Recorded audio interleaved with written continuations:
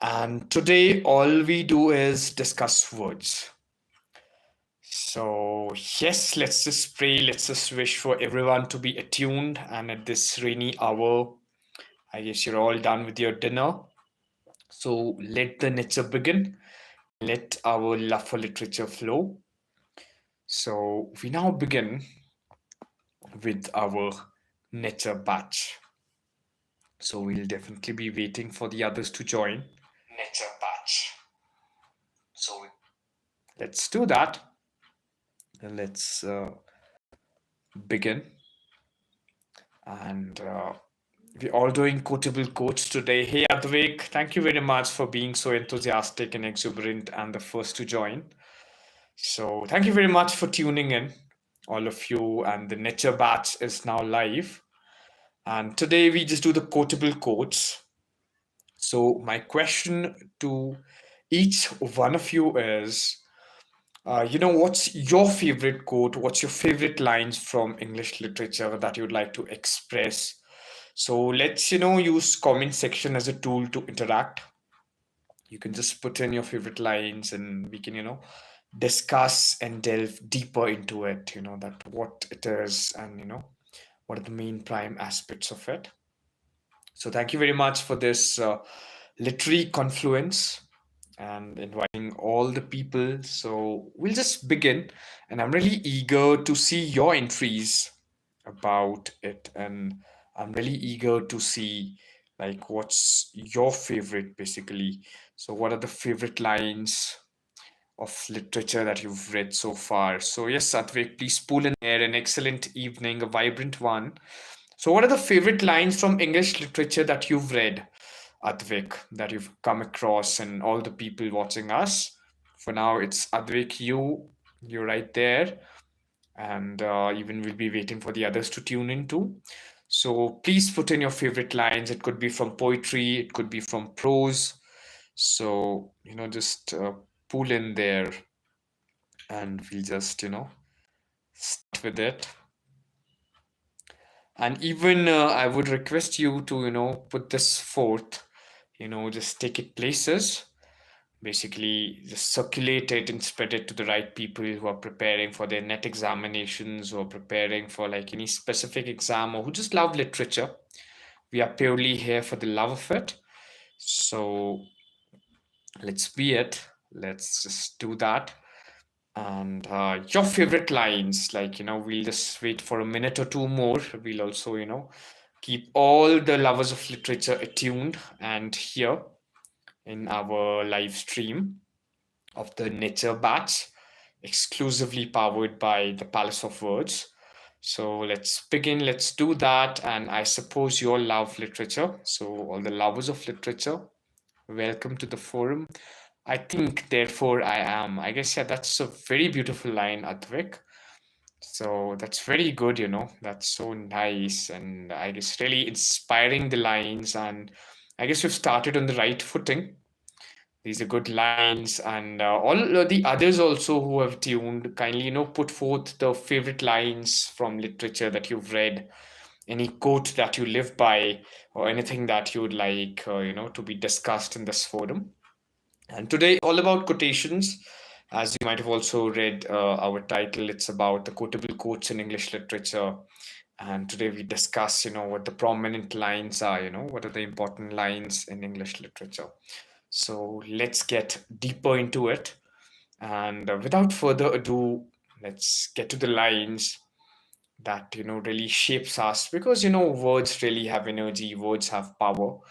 And it's very beautifully said that, it's a quote by Robin Williams that no matter what people tell you, thoughts and ideas can rule the world.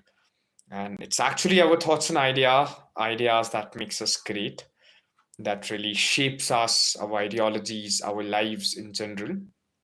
So let's discuss some powerful words today, some quotable quotes from English literature today that would really empower us and that would just deepen our love for literature. So I've chalked out like a list.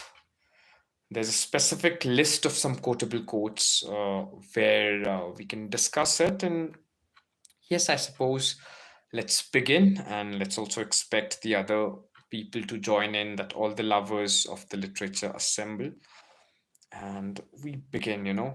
So basically, there are some very important quotes that I have with me.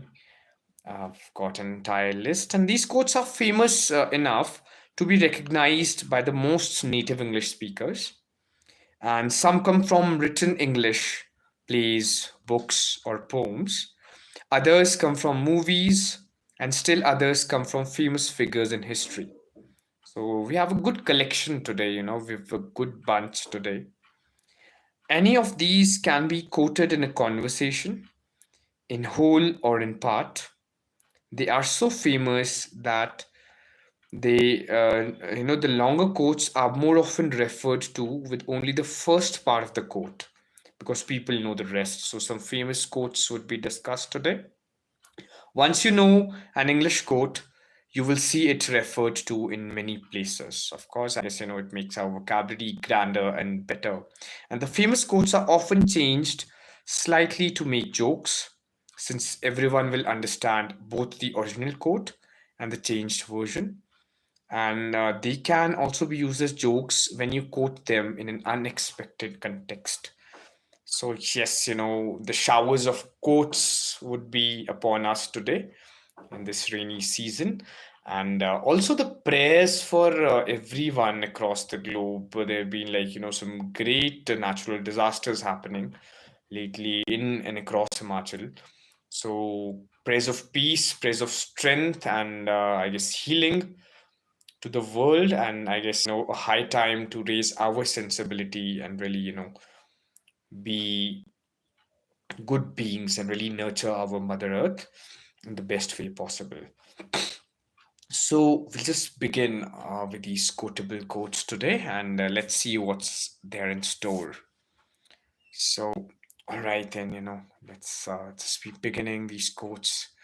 Let's get deeper with our love for English literature, and without further ado, we begin. So first and foremost is really an eclectic quote. It says, "A rose by any other name would smell as sweet." So this is the quotation, and now, okay, you have to attribute to who has quoted this or who has written this. Whom is this quote attributed to? I'll repeat the quote. "A rose by any other name would smell as sweet." So whom is this quote attributed to? Come on. I'll give you the right kind of a chance to guess this. A rose by any other name would smell as sweet. So whom is this quote attributed to? What is in a name? Mostly it's also attributed that ways. So yes, you can pull in if you know whom is this particular quote attributed to. A rose by any other name would smell as sweet. So, yes, it is by William Shakespeare, and it is an English quote. So, yes, I guess a lot of Shakespearean quotes will be there in the session today. And the next up is the next quote says, "All that glitters is not gold." Yes, a very beautiful one, a very beautiful quote. All that glitters is not gold. So, whom is this particular quote attributed to? You have to make mention of it. Come on, think about it. All that glitters is not gold. Whom is this quote attributed to? You have to write your answers in the comment section. All that glitters is not gold. Yes, think about it. I guess, yeah, we do have like a section to start Q&A.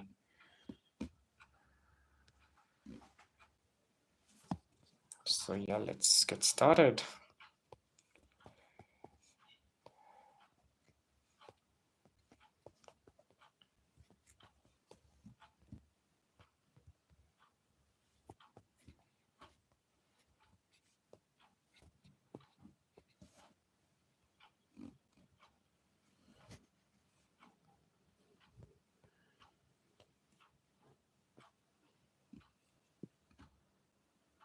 So yes, I guess I have typed something. Okay. What are your favorite lines from literature?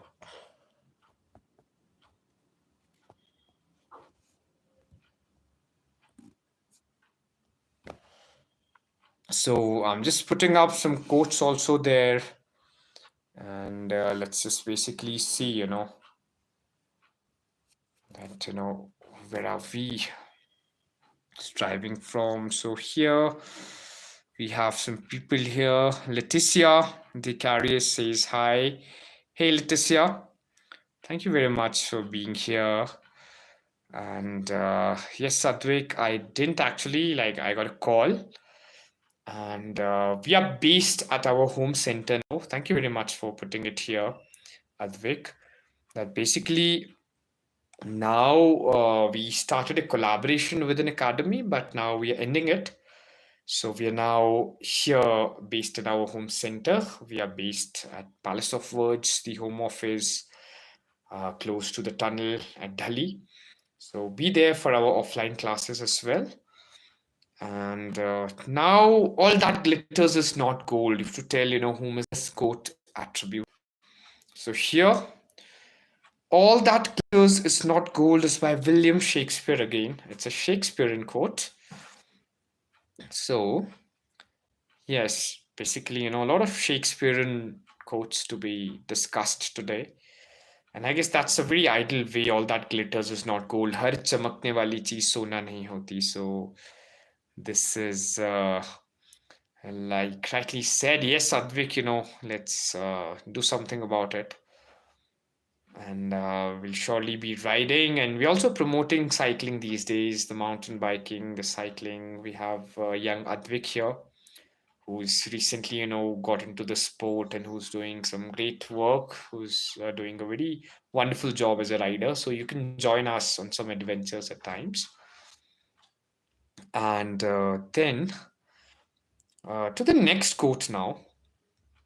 And Advik, this one's for you. It's a very famous and a popular quote, and also to one wonderful individual who's joined the stream. So this is to all of you here. All the world's a stage, and all the men and women merely players. So I'll repeat this. It's a very beautiful one. All the world's a stage, and all the men and women merely players. So this you surely might have read if you are acquainted. So bold guess about this. All the world's a stage, and all the men and women merely players. Whom is this quote attributed to? The Merchant of Wow again has won this. It's William Shakespeare. It's an English quote. All the world's a stage, and all the men and women merely players. So very wonderful and a vivid quote it is.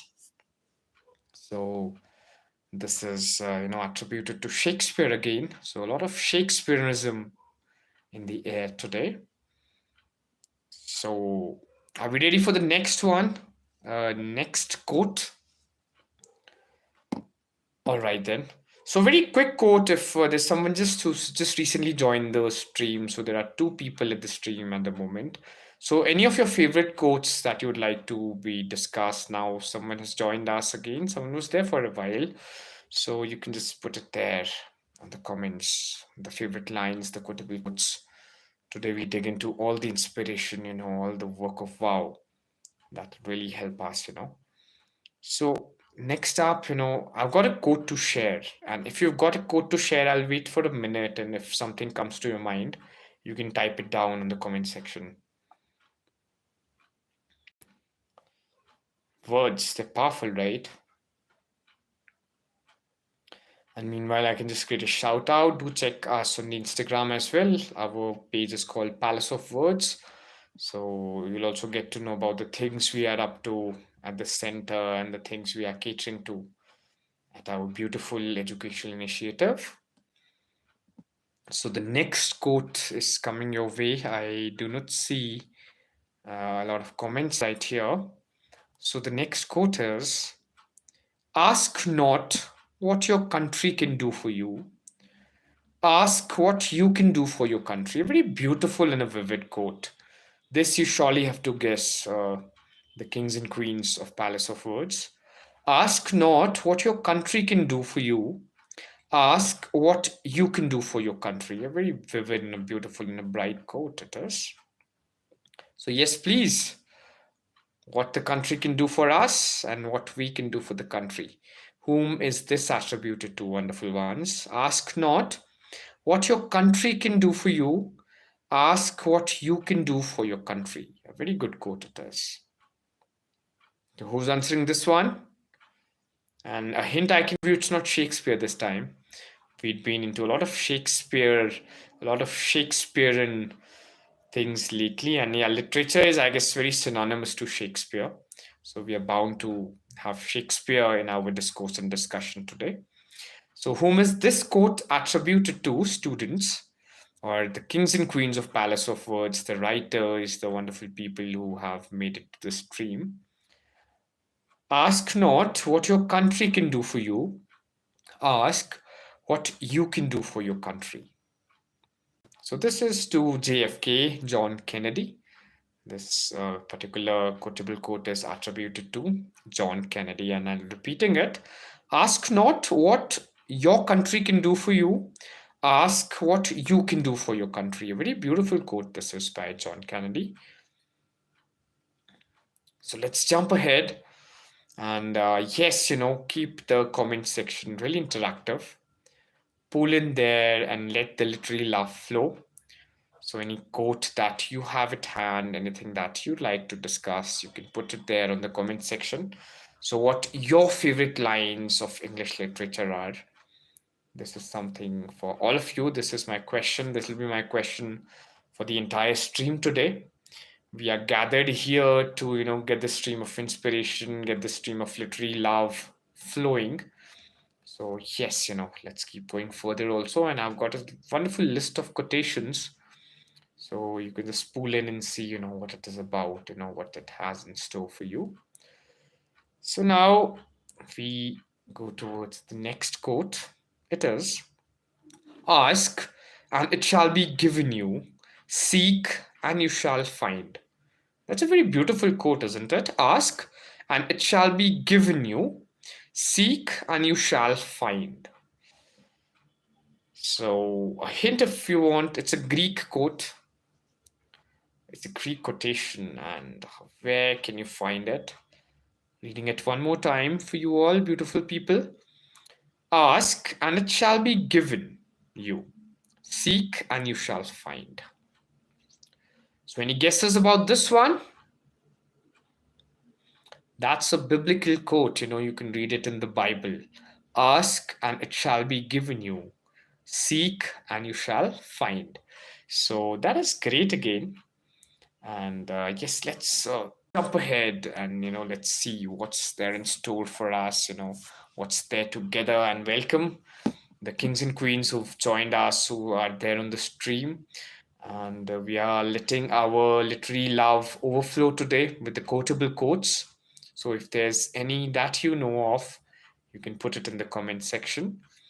So yes, the next one is a beautiful one, and we can also wait for the people to join in. Thank you very much for being attuned to the NETure Batch. And the next quote is coming your way. 80% of success is showing up. Wow, that's a beautiful one, isn't it? 80% of success is showing up. So, does any of you know whom is this quote attributed to? Woody Allen is the person. It's an English quote, and Woody Allen has said it. 80% of success is showing up. Oh, wow, that is great. That is nice. And next up, we get ahead. We read another quote. And yes, it's a very, quick one. It's a quick quotation. It says, "Elementary, my dear Watson." Just simple and easy. Elementary, my dear Watson. It's an English quote to give you this hint. and it is attributed to Sherlock Holmes. The character says it, "Elementary, my dear Watson." So it is by the Sherlock Holmes. Jumping in to another quote now. All right, so are you all ready? Are you all geared up? We have one wonderful particular individual who's joined in here. So that is quite awesome. That is really amazing. And yes, let's get ahead. The another quote says here, "For those to whom much is given, much is required." Wow, a good one. Simple and plain and easy. For those to whom much is given, much is required. It's a Greek quote again. I've given you a hint. For those to whom much is given, much is required. Yes, it's a biblical quote again. You'll find its mention in the Bible. For those to whom much is given, much is required. Very true, absolutely and wonderfully put up. So, towards the next one now, towards the next quote. "Frankly, my dear, I don't give a damn." I guess that's a very unfuckwithable quote, huh? "Frankly, my dear, I don't give a damn." Okay, whom is this attributed to? It is an English quote. So, come on, think about it. Who's the last time you heard someone say, "Frankly, my dear, I don't give a damn"? Okay, that's a powerful one. That's an unfuckwithable one. It is to Rhett Butler. Rhett Butler. Rhett Butler, the character, says, "Frankly, my dear, I don't give a damn." All right, Rhett Butler. So, this is just amazing and I'm loving it. I'm having a ball of time discussing quotes. Quotes are my favorite thing. I recall as like a kid in school, I used to just read for hours and hours, nothing but quotes. There's used to be one dictionary, and all I used to do was I used to just read quotes from there. Probably if the stream goes on for a longer time, I'll just share some quotes from that dictionary, and it was very chronologically arranged. It had like quotes about everything, like A to Z of quotations, and I used to read that a lot, and I used to always try to use it in my daily vocabulary. So it's always about like, polishing whatever you love, surround yourself with it. That's the only way to greatness and to genius also. And this brings me to my next quotation. So, be very interactive, be very lively, and share this with the people who love quotations. So, the next up we have is a very popular one. I know all of you will know this one. "Genius is 1% inspiration and 99% perspiration." A very popular one. So please put it out there on the comment section. Whom is this particular English quotation attributed to? "Genius is 1% inspiration and 99% perspiration." Come on, what do you think? Whom is this quote attributed to? You just have to put it right there. I really want the comment section to just, flow with answers, with opinions, with quotations. All we need are some powerful quotations today, some quotable quotes of literary English literature today.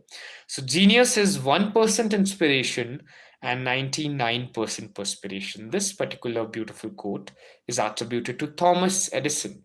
Yes, Thomas Alva Edison said, "Genius is 1% inspiration and 99% perspiration." I guess wonderfully said, wonderfully quoted by Sir Thomas Alva Edison. Hope you're loving it all. You're enjoying these quotable quotes and this rendezvous about the quotable quotes in English literature, the powerful lines in English literature. So, next up here, we have this quote called, "Go ahead, make my day." You might have heard someone say this for sure. "Go ahead, make my day." So, yes, whom is this particular quote attributed to? Come on, you just have to guess it, right? So go ahead, make my day is an English quote. It's attributed to Harry Callan, a character. Calhan, Harry Calhan, a character. Okay, it's attributed to Harry Callan. Go ahead, make my day. Yes, even you, kings and queens of Palace of Words, go ahead, make my day. Keep interacting with me. And the more you interact, the better this live stream is going to be. And this would be like a success. And let's do that. Let's get ahead and here to take you away from your doom scrolling to literature, to the quotable quotes, to empowering and powerful quotes from English literature. So yes, that is my agenda currently. And then we move ahead to the next one. Next brilliant quote is coming up. He travels the fastest who travels alone. Very beautiful a quote this is. He travels the fastest who travels alone. So think about it, who can just say this one? Whom can this quote be attributed to? He travels the fastest who travels alone.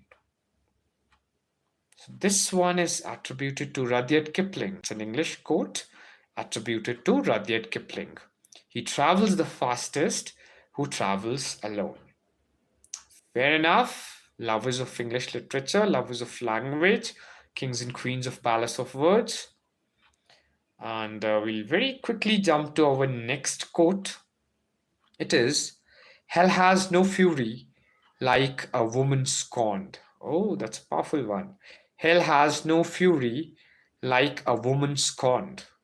Whom is this English quote attributed to?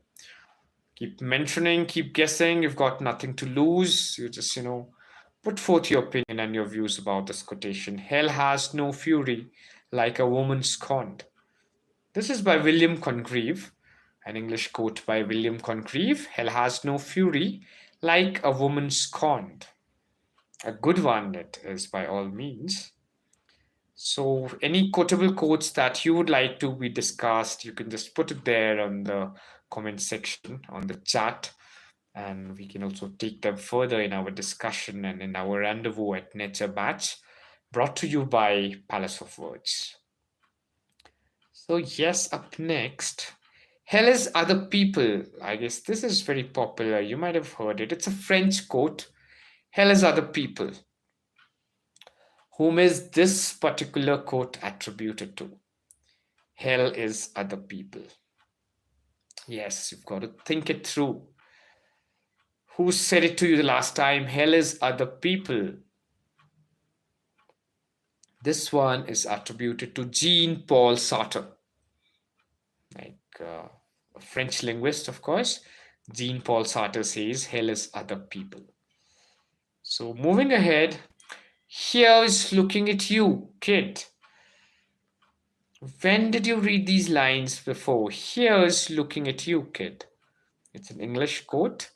And whom is this English quote attributed to? It is for one character. Here is looking at you, kid. So whom is this English quote attributed to? Rick Blaine, the character of Rick Blaine says it. Here's looking at you, kid. Right, hope you're enjoying this rendezvous of English literature quotable quotes. And we're letting our literary love overflow with these quotations. And the next one for you is, Houston, we have a problem. It's an English quote and it's said by some character. So you remember reading such lines or listening to them? Houston, we have a problem. Any guesses? You have nothing to lose, nothing's at stake. So it is by Jim Lovell. A character named Jim Lovell says, Houston, we have a problem. All right, Mr. Lovell. Hope it's solved at the earliest. Now I'm coming up with really powerful lines, really path-breaking lines, revolutionary lines, and I'm certain you all might be knowing it for sure. So, reading it for you. And it says, I have a dream that my 4 little children will one day live in a nation where they will not be judged by the color of their skin, but by the content of their character. So beautiful and empowering lines. I read that again to you. I have a dream that my four little children will one day live in a nation where they will not be judged by the color of their skin, but by the content of their character. So, who said these lines? It's an English quote, and you have to guess who the person is. I have a dream. Very popular, very famous lines. You all know it, right? Yes, we all do. It is by the Martin Luther King. He said it that I have a dream that my four little children will one day live in a nation where they will not be judged by the color of their skin, but by the content of their character. Very powerful, very inspiring lines, brilliant lines. So, next up, we have this quote. It says, I have always depended on the kindness of strangers. A very good quote, and I guess, yeah, it's really important to be kind. Kindness is sexy, kindness is empowering, kindness is wonderful, and the most beautiful thing. So, yes, come on, think about it, think about it. Who can say this? I've always depended on the kindness of strangers. Of course, we all have depended. We've greatly depended on the kindness of strangers. So it's an English quote. Whom can this be attributed to? Where did you read it the last time or heard about it? I have always depended on the kindness of strangers. It is by Blanche Du Bois, a character named Blanche Du Bois. Ever heard of this character, Blanche Du Bois? You can put that on the comments. You can put it on chat. And here, if you've joined this stream, you can also share it with the others, the people who love quotations. You can share it with the aspirants of NET who are securing their JRF in December. You can share it with those people, and it'll be a big help for Palace of Words. Next up, we read this one. I love the smell of napalm in the morning. Napalm. It's an English quote. I love the smell of napalm in the morning. So it's some character, it's attributed to character. Yes, think straight here. Which character is these lines attributed to? I love the smell of napalm in the morning. Lieutenant Kilgore, a character, said it. I love the smell of napalm in the morning. All right. And I think, therefore I am. Yes, Advik's quote is back. I think, therefore I am. It's a French quote. Whom is this attributed to? I think, therefore I am. Come on. Advik, you know the answer, of course, and the others who've joined us. We have one beautiful soul who've joined the stream. Thank you very much for tuning in and to stop your scrolling and tuning in here. So, yes, whom is this attributed to? I think, therefore I am. This one is attributed to Rene Descartes, right? So let's move to the next one. If at first you don't succeed, try again. Very firmly reassuring, very important a quote. If at first you don't succeed, try again. A nice quote it is. I guess it's now going to be one of my favorites. If at first you don't succeed, try again. A persistent quote. It's an English quote. And come on, you can just tell whom is this quote attributed to. It is basically to W.E. Hickson. If at first you don't succeed, try again. Very nice, very nice. So now I've got a very curious question to you all. Let me just ask you this question. Right here.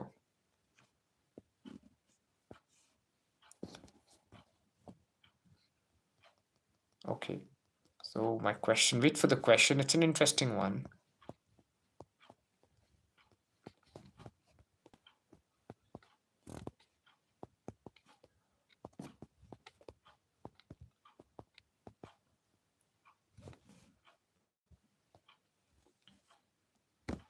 So I have this question, right here. And I'm trying to ask this basically that, which lines would you get tattooed? Come on, you can, just answer this. And I don't know where I keep it, but it's right there on my face. So this question looks at which lines would you get tattooed? You can, put that in your answer section, like, if there's anything that you'd like to be tattooed. So you can get those lines tattooed. Maybe I'll try answering it first, maybe.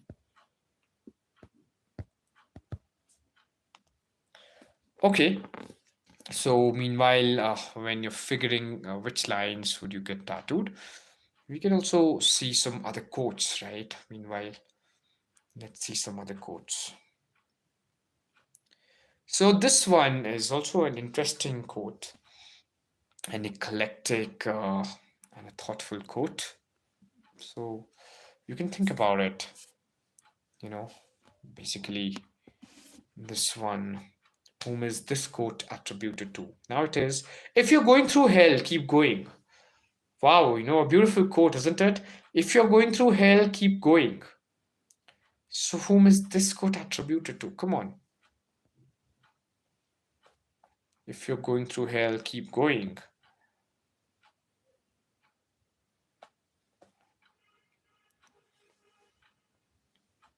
Come on.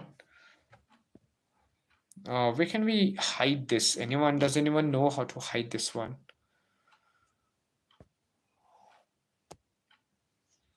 Okay. So, if you're going through hell, keep going. Tell me, whom is this particular popular quote attributed to? If you're going through hell, keep going. Oh yeah, we can crisp it up smaller. It can be there at my forehead. It can rest on my forehead, or maybe somewhere here, somewhere here. It's good. It's good. Or somewhere here also now. Okay. It has gone to the right place now, right spot. I can see my face on the stream. It's good for me. Yep. So, if you are going through hell, keep going. Come on, answer me this. My kings and queens of Palace of Words. If you're going through hell, keep going. Whom is this quote attributed to? It is to Churchill again. Sir Winston Churchill said it, an English quote. If you're going through hell, keep going. All right, so Churchill, that's wonderful, wonderfully said by you. This is great. Okay, nothing seems to be working at the moment. This question is there, which lines would you get tattooed? Maybe Har Har Mahadev, or any lines that you'd like to be tattooed on. You can say that, you can answer. Okay, so here, if you're going through hell, keep going. This is attributed to Winston Churchill, an English quote.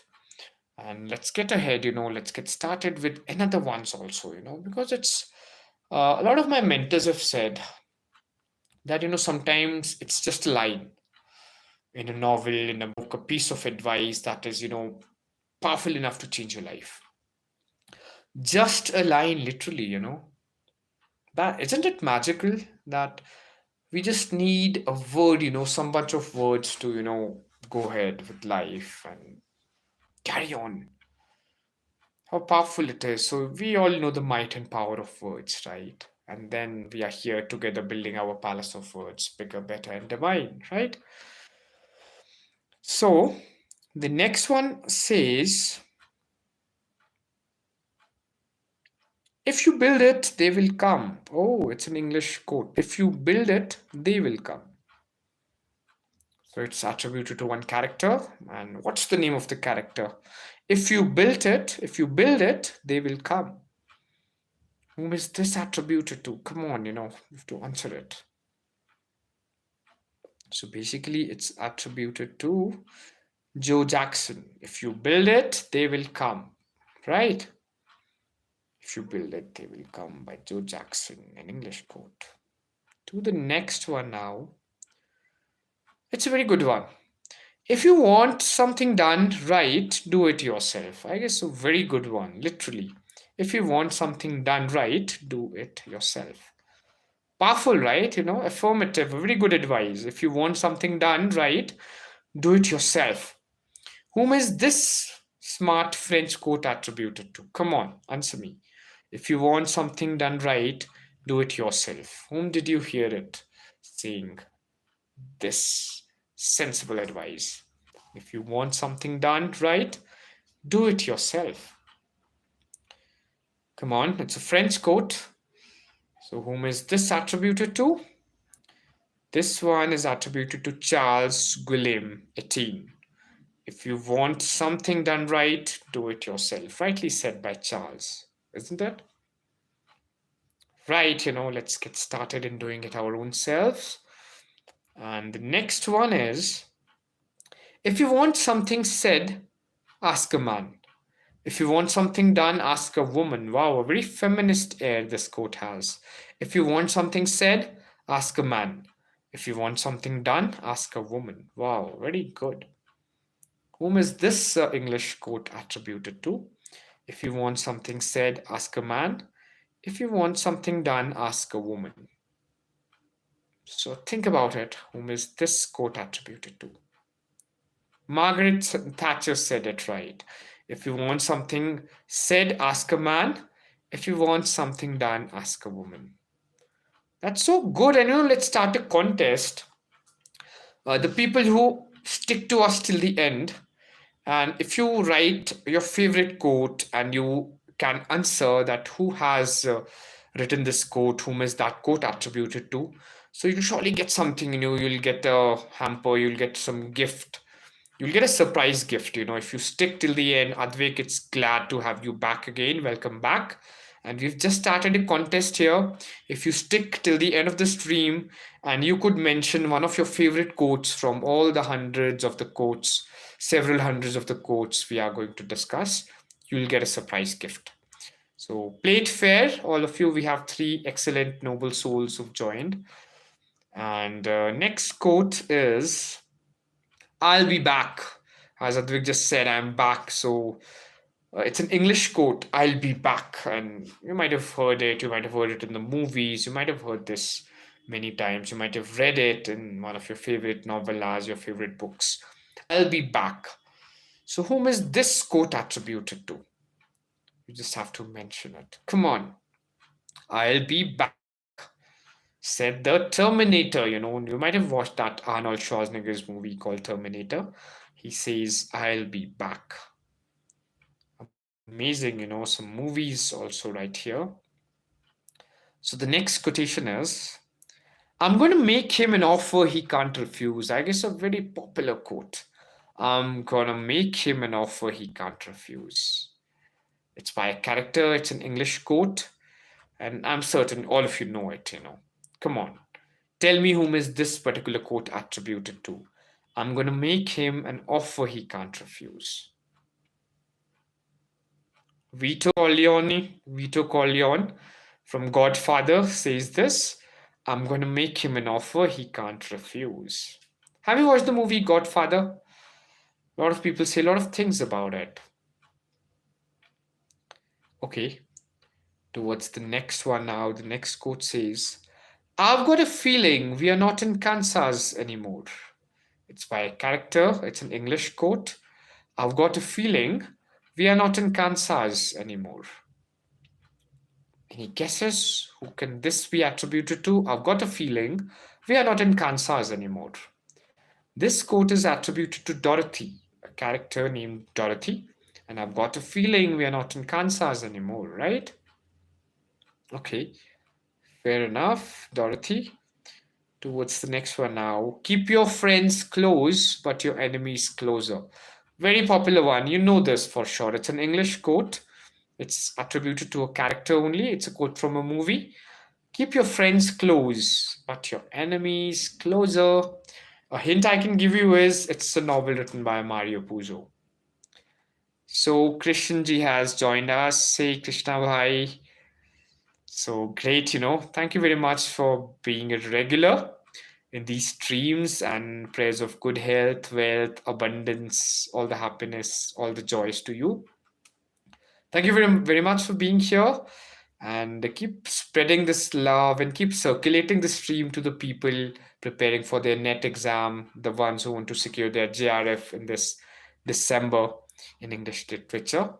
So good to see you here.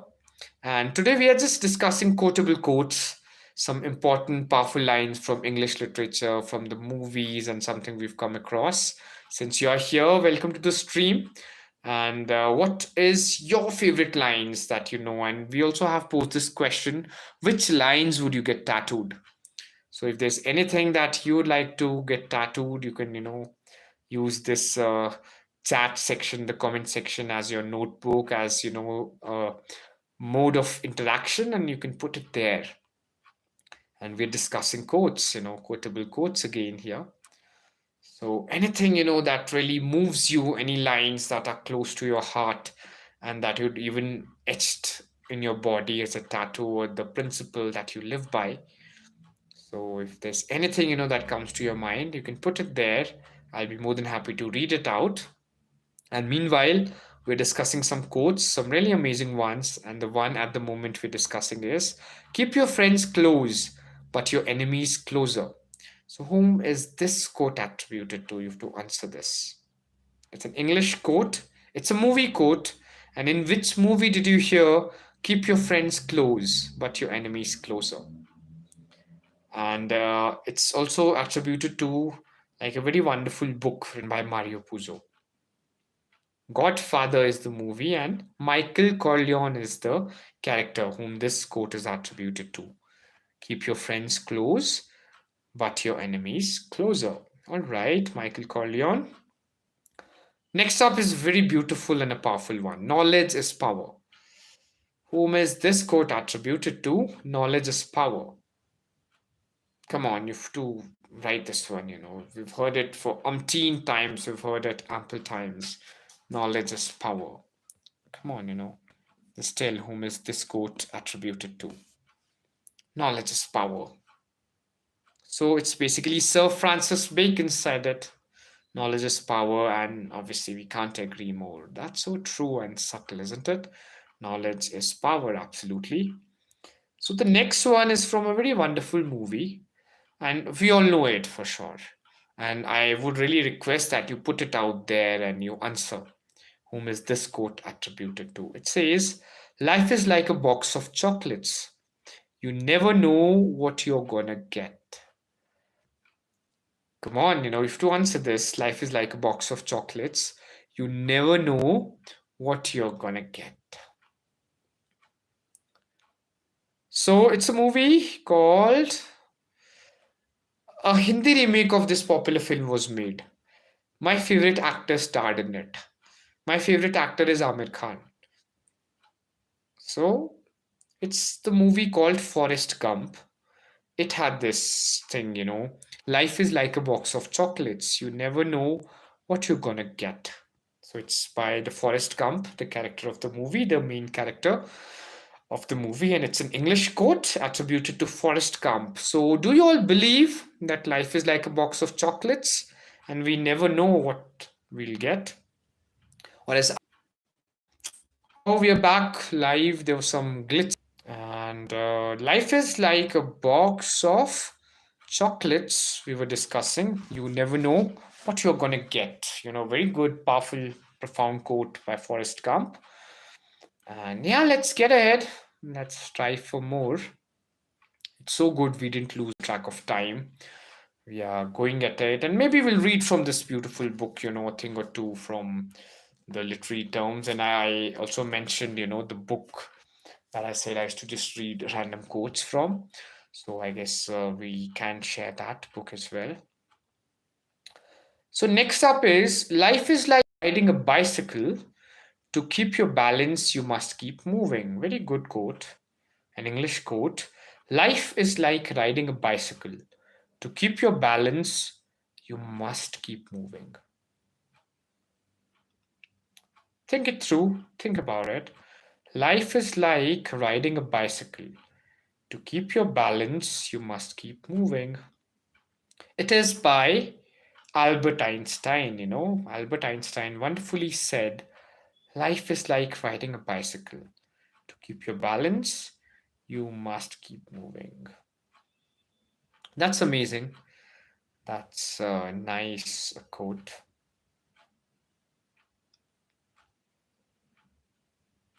So, next up, we have a very wonderful quote. It's from a movie. May the force be with you. It's from a very popular movie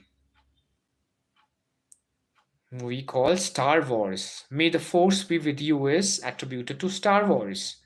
How many of you have watched Star Wars? Okay, you are all keen listeners, I guess. You're not willing to interact or chat.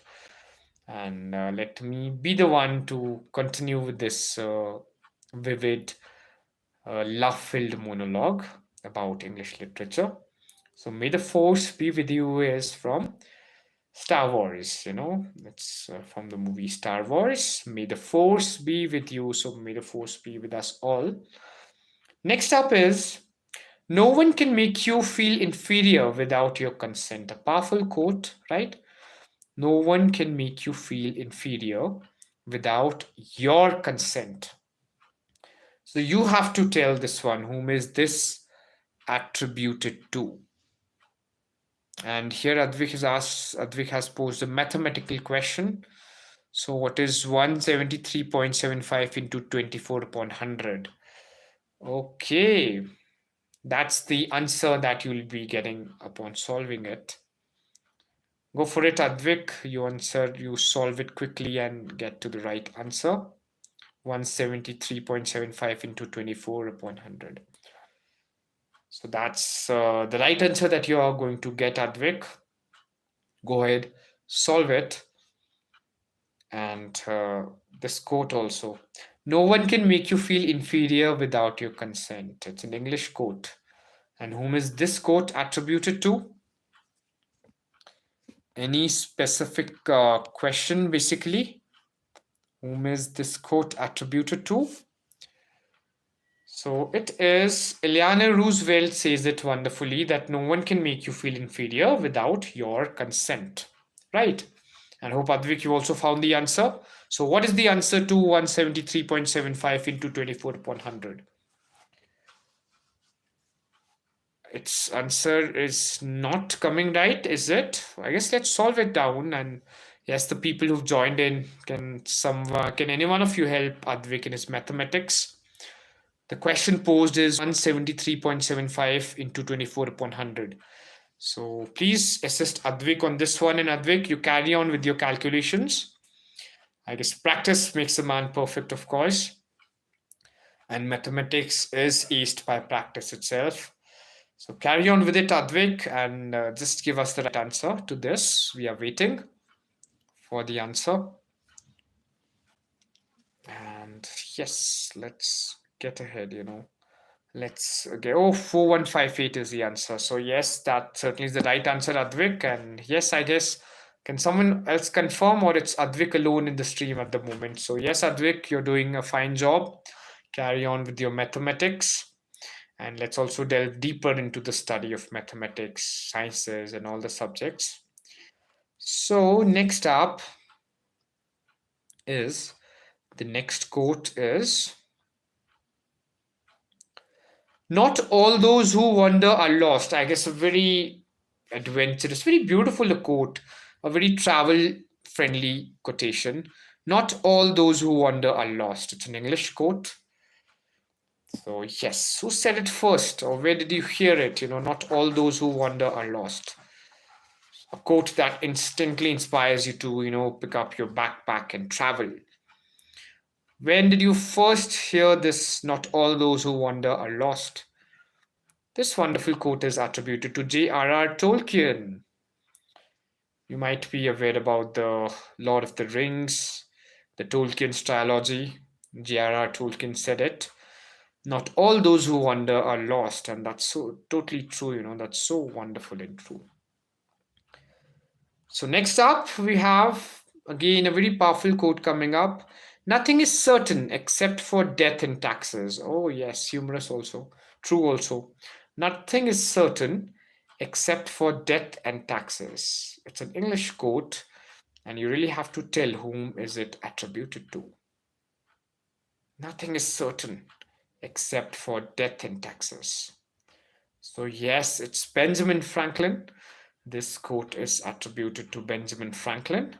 Nothing is certain except for death and taxes. Yes, that's rightly said, and that's true as well. Very good.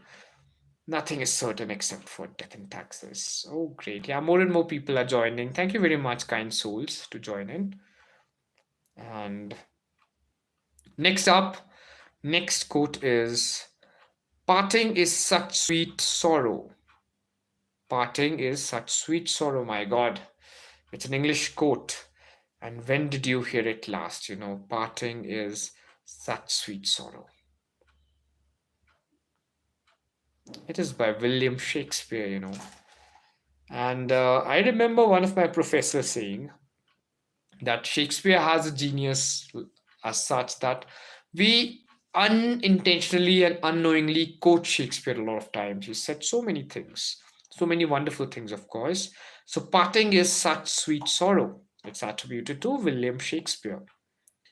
The next quote, very important quote on power and something that you all have, read, all of you have come across. I know that. It says that power corrupts and absolute power corrupts absolutely. Come on, you have to really think about it. Whom is this quote attributed to? That power corrupts, absolute power corrupts absolutely. Come on, you have to give this answer to me. And I'm not, going to give this answer all by myself. So it is basically you who have to answer. So come on, make sure that you answer this. Power corrupts and absolute power corrupts absolutely. So come on. Whom is this attributed to, You have to tell this.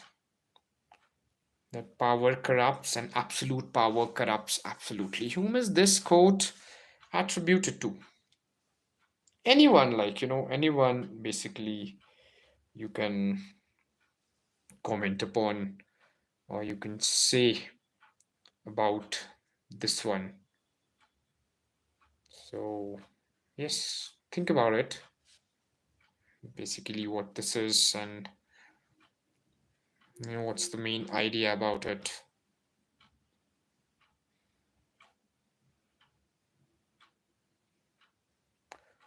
Power corrupts, and absolute power corrupts absolutely.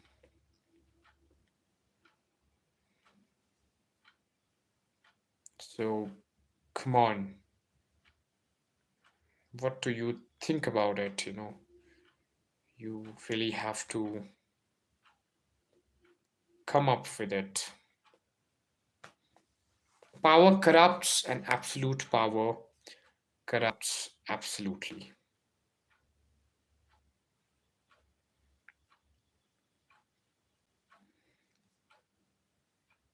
Come on. Keep it interactive and alive. Only then it'll be one fruitful thing to do.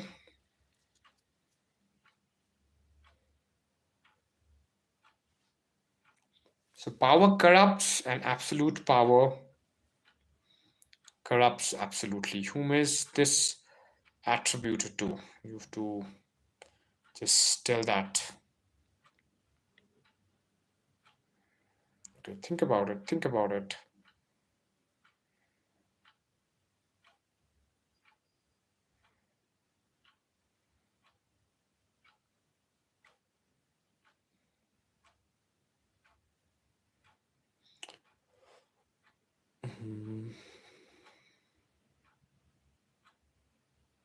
Okay. So power corrupts and absolute power corrupts absolutely. This particular quote is attributed to someone you certainly know about. Come on. give that answer, and I'm very keen to listen it from your mouth. Listen it on chat, of course. Power corrupts, and absolute power corrupts absolutely is attributed to John Dalberg Acton. John Dalberg Acton said it first. Power corrupts. Absolute power corrupts absolutely. All right, Mr. John Dalberg Acton. Next up is a good quote: speak softly and carry a big stick. Okay, this is kind of a life advice. Speak softly and carry a big stick. It's an English quote. And whom is this attributed to? You have to tell. Come on, think about it. An English quote attributed to whom? Speak softly and carry a big stick. Come on. It's by Theodore Roosevelt, right? Theodore Roosevelt said it. That speak softly and carry a big stick, right? Okay, Mr. Roosevelt will speak softly and will carry a big stick too. Seems like an advice to a mountaineer, right? Okay, so the next quote is: that's one small step for a man, a giant leap for mankind. This you know. Any particular astrologers loving, like someone who loves space, astrology, astronomy rather, not astrology, astronomy. You know it. That's one small step for a man, a giant leap for mankind. It was said upon a person's landing on the moon. I've given you the hint too. Come on. Now get it right. It's Neil Armstrong. This is attributed to Neil Armstrong. That's one small step for a man, a giant leap for mankind. Right? Fair and square. I guess we have the highest people in the stream at the moment. Thank you very much, five of the wonderful souls, to join, to stop your doom scrolling and coming here. And the moment I'm saying it, it's kind of a jinx, I guess. So here I have my brother is here. Thank you very much for joining, Piyush Bhai. It's a pleasure to have you on the stream, and we are doing quotable quotes from literature. Keep showering your love, and yes, Piyush Bhai is really amazing. He's an influencer. He has some great travel content. Do go and see his channel.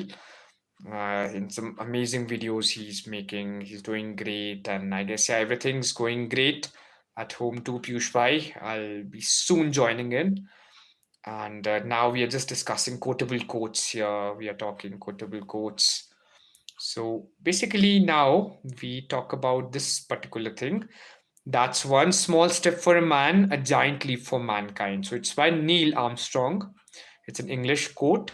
And now to the next one, a next big quote we go on to. The love of money is the root of all evil. It's a Greek quote. So who said it? Whom have you heard this from? The love of money is the root of all evil. Can you just make a guess? You have nothing to lose. Who said it? The love of money is the root of all evil. It's a biblical quote. You can read it in the Bible. It says the love of money is the root of all evil. And I guess we're not living that ways in the present status quo.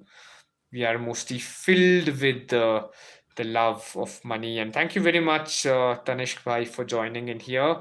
And love you loads and love you more. So we are just discussing literature, and the NETure Batch is now live currently. Thank you for all the love. Thank you for all the support, brothers, my brothers in arms. It's good to have you here. Good to see you on the stream. And we are just discussing quotable quotes. And I recently, had this question: what words would you etch as a tattoo? So if there are any powerful lines that inspire you, that is your way of life. So yes, brothers, the real kings and queens, you can just mention it here, and you can, mention it on the interactive comment section. If there's any lines that inspire you, that drive you, that's your life philosophy, that is your life force, so you can just mention it here and we'll discuss it, right? As we are doing the quotes, so many quotable quotes today. And next up we have is the next particular quote. It says, the only thing we have to fear is fear itself. A very beautiful, very powerful, and a passionate quote. The only thing we have to fear is fear itself. Whom is this attributed to, this English quote? I'm certain you might have heard it a lot of times. The only thing we have to fear is fear itself. It is in one of the literature textbooks also, maybe class ninth or 10th. It's about a boy learning to swim and some bully throws him in water. The only thing we have to fear is fear itself. So, who said it first? Come on, think about it.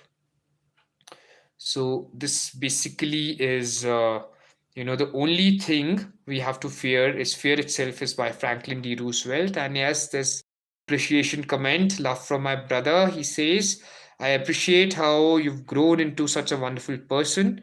It's been an honor to watch you mature and succeed. My God, that's such golden words, Pushpai, from the inner core of my heart. I really accept the love I reciprocated to you, and it's always about being around inspiring people like you, and watching and learning and growing.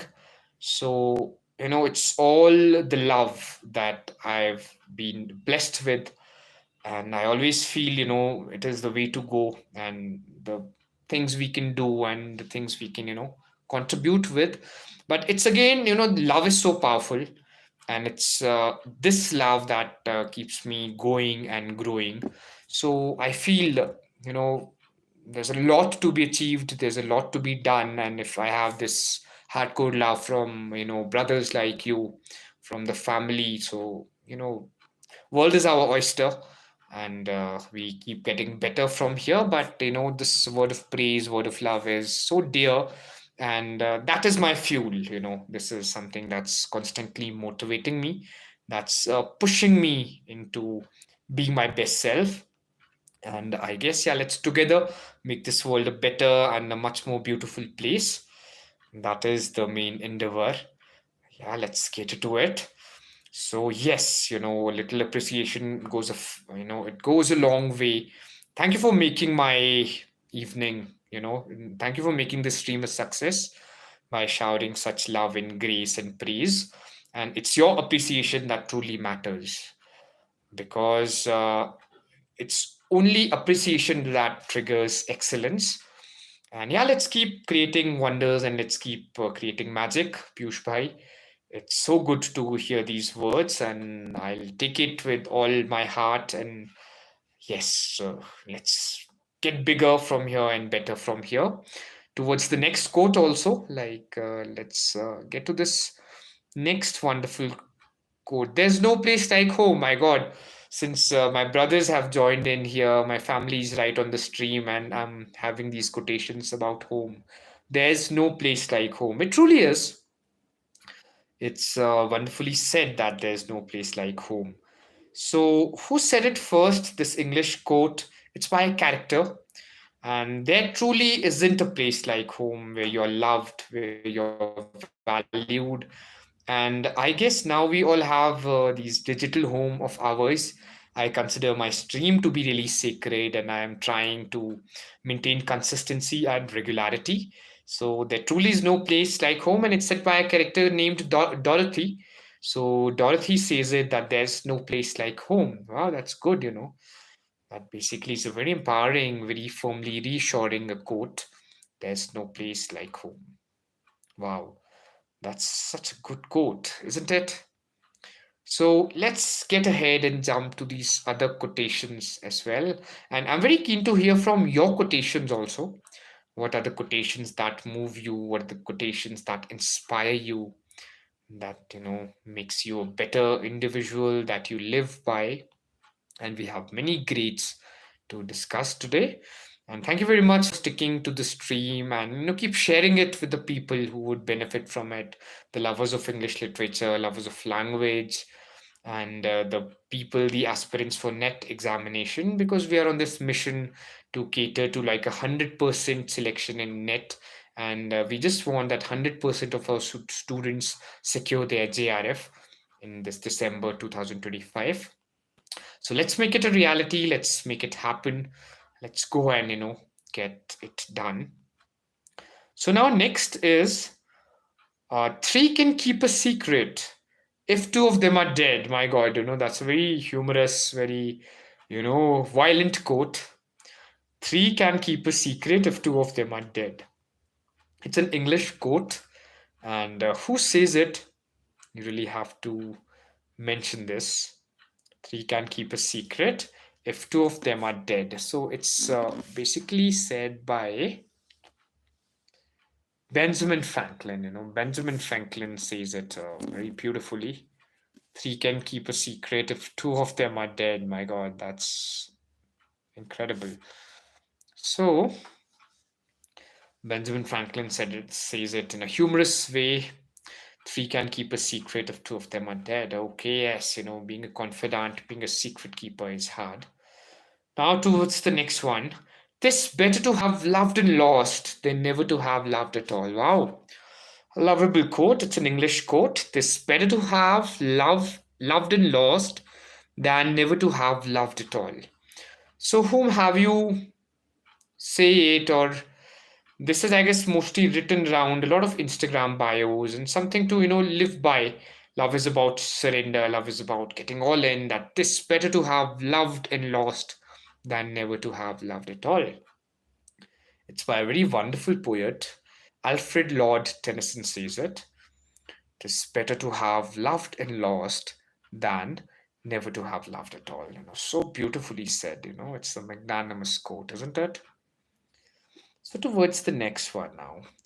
To be or not to be, that is the question. Yes, all of you know it, I know. It's an English quote. To be or not to be, that is the question. So come on, think about it. Who says it? To be or not to be, that is the question. Whom is this quote attributed to? Come on. Just answer, put it out there on the comment section. To be or not to be. Come on, come on.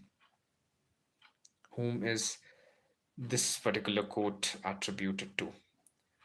To be or not to be, that is the question, is attributed to William Shakespeare. Back to Shakespeare in English again. A lot of things are attributed to this great man, William Shakespeare. To be or not to be, that is the question. Well said.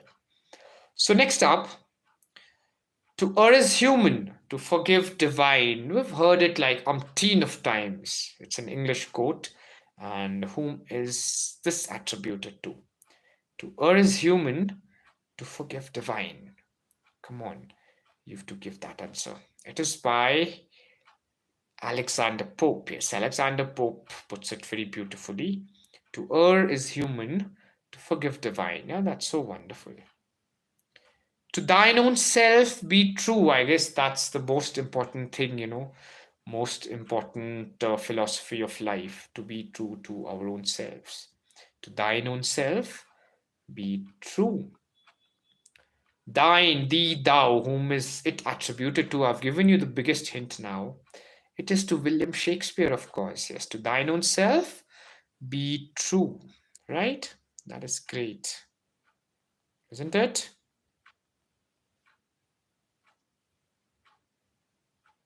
To thine own self be true. To thine own self be true. Attributed by William Shakespeare. Okay. Next one, very powerful, very beautiful. All of us have read it umpteen of times. Two roads diverged in a wood, and I took the one less traveled by, and that has made all the difference. It's an English quote. Two roads diverged in a wood, and I took the one less traveled by, and that has made all the difference. So come on, think about it. Whom is this quote attributed to? Very wonderful poem. It's called The Road Not Taken by Robert Frost. And Robert Frost very wonderfully says that, two roads diverged in a wood, and I took the one less traveled by, and that has made all the difference. Very beautiful poem. It is by Robert Frost. So, to another one, united we stand, divided we fall. Very good quote, very beautiful, isn't it? Whom is this Greek quote attributed to? United we stand, divided we fall. So whom is this attributed to? United we stand, divided we fall. This quote is attributed to Aesop. So Aesop was again a Greek writer. Aesop's fables are very popular and prominent. So he said it that united we stand and divided we fall. And very rightly said, isn't it? Very true, true to the core. So towards next one now, towards our next quote. It says, "What doesn't kill us makes us stronger." Wow, that's a German quote, very powerful quote. What doesn't kill us makes us stronger. Isn't that amazing? Isn't that one of the best quotes? What doesn't kill us makes us stronger. It's by Friedrich Nietzsche. Oh, yes, Nietzsche in the house. So, what doesn't kill us makes us stronger is a reality. That is so rightly said, isn't it? So, next up, we have a quote. "What we've got here is failure to communicate. Some men you just can't reach." Wow, that's nice. What we've got here is failure to communicate. Some men you just can't reach. Isn't that a very beautiful quote? It's by a character named Captain. So, Captain puts it right there. What we've got here is failure to communicate. Some men you just can't reach. Oh, that's rightly said. That's true to the core, isn't it?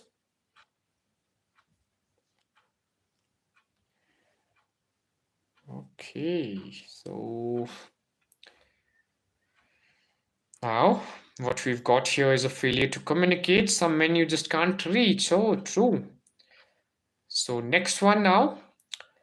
"Whatever you are, be a good one." So good these lines are, isn't it? Whatever you are, be a good one. So, whom is this English quote attributed to? You really have to answer, you really have to answer this one. Whatever you are, be a good one. This is attributed to Abraham Lincoln. Lincoln said it so beautifully.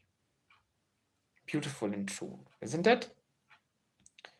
So, next up says, "You can fool all of the people some of the time, and some of the people all of the time. But you can't fool all of the people all of the time." That's so good. You can fool all of the people some of the time, and some of the people all of the time. But you can't fool all of the people all of the time. Very good in English quote it is. So, yes, please tell whom is this quote attributed to. This one is attributed to Abraham Lincoln again. You can fool all of the people some of the time and some of the people all of the time. But you can't fool all of the people all of the time. So this one is attributed to Abraham Lincoln.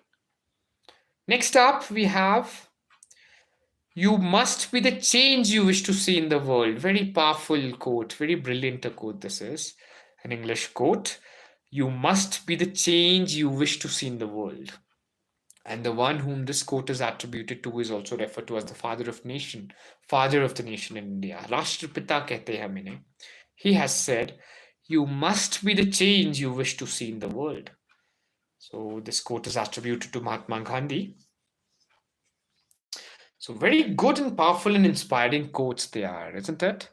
So the next one here is, next is, "You talking to me?" Have you heard this? When was the last time you heard this? "You talking to me?" It's by a character named Bickle. And I guess it was also used in Taxi Driver, like, "You talking to me." So that's a beautiful quote, isn't it? "You talking to me." That is nice. I guess, let me just get to my stream and share the link to this one. It is so good. And I'm going to my own stream, my own self. So this is it.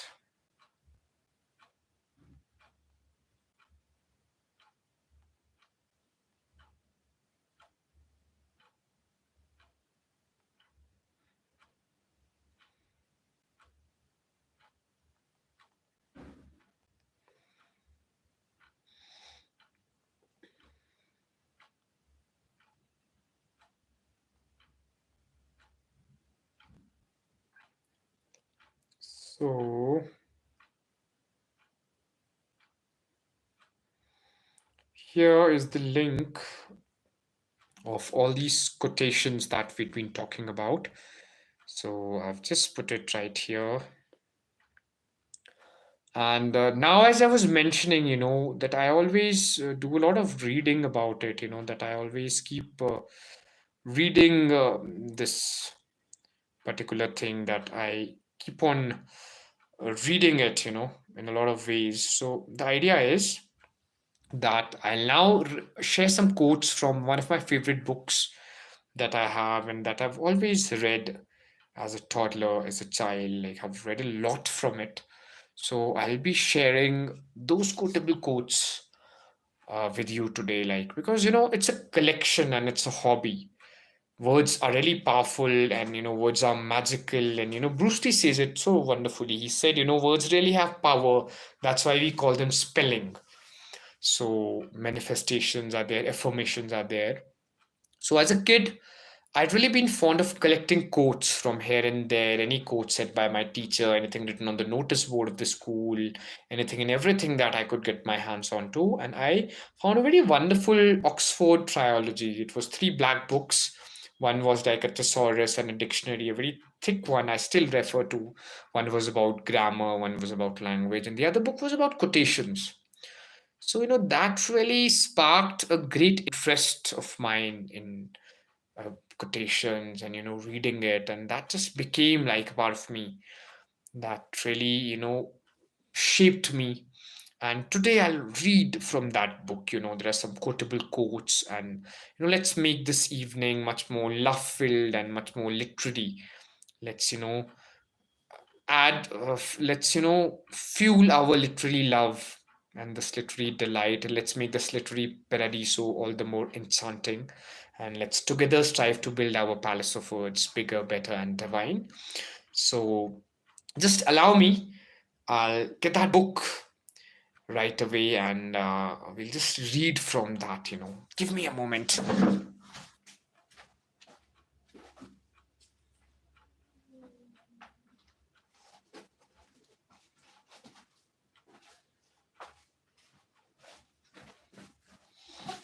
Hey there, beautiful people, I'm back. And this is the book that I've been talking about. It's the Oxford Dictionary of Quotations and Proverbs.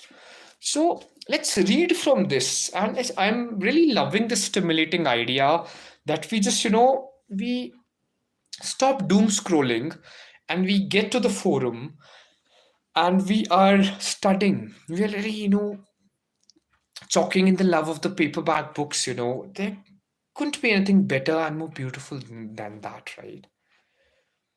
So this is the idea, and it's about curating and creating this to the greatest of the extent. So here, basically, and the first thing that I just randomly opened this up, and the best part about this magical book was you just randomly open it up, and there are some great subsections and themes right here.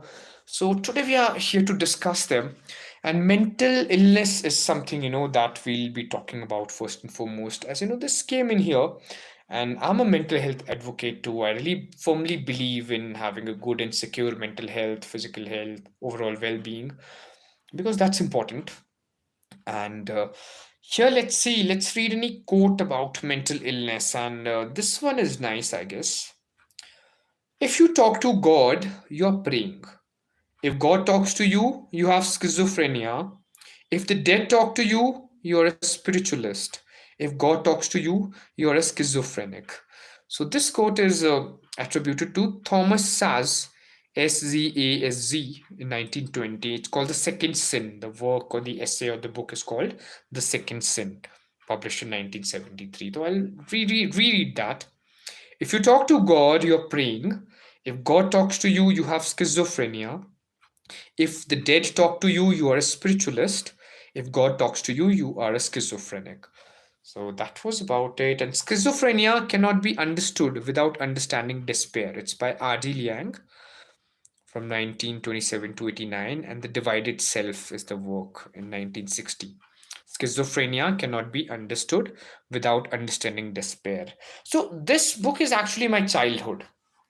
I remember whenever I used to get time, I used to open this book up and read from it, read from the pages of this books. So that really empowers you, you know.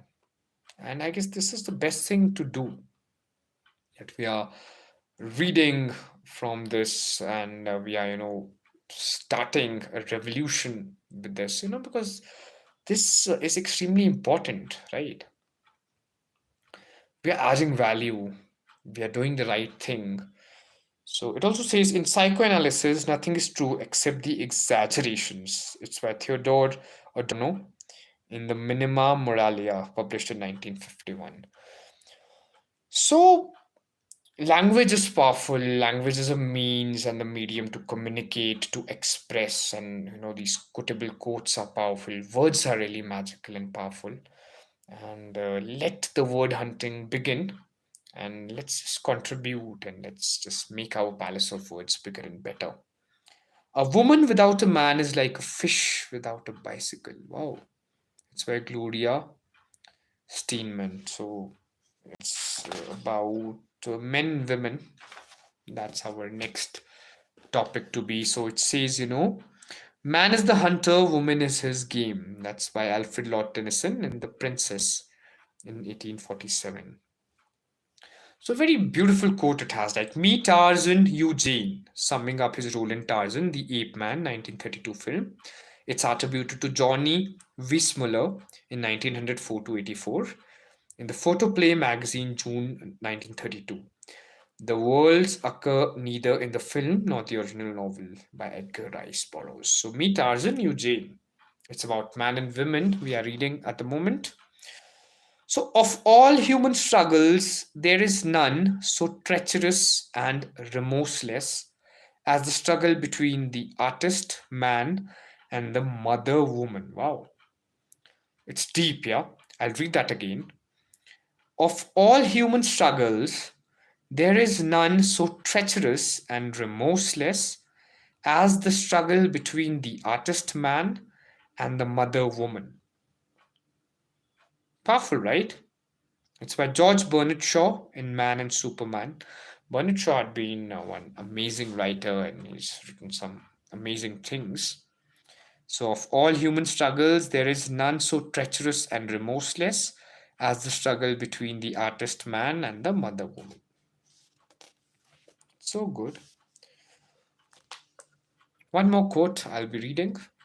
My mother said it was simple to keep a man. You must be a maid in the living room, a cook in the kitchen, and a whore in the bedroom. I said I would hire the other two and take care of the bedroom bit. So, Jerry Hall in The Observer, 6th October 1985, it was written by Jerry Hall. My mother said it was simple to keep a man. You must be a maid in the living room, a cook in the kitchen, and a whore in the bedroom. I said I would hire the other two and take care of the bedroom bit. Oh, nice quote. It has got some mischievous air of sexuality in it. About men and women, it is. Women are programmed to love completely, and men are programmed to spread it around. By Beryl Bainbridge, 1933, and it's an interview in the Daily Telegraph, 10 September 1996. I love the references in this book that, every quote is, told in great detail that, whom is it attributed to, where it was used, when it was written, who wrote it, and the things, and specific themes are made around it, it's so beautiful. Let's read a quote from the men. The theme is men.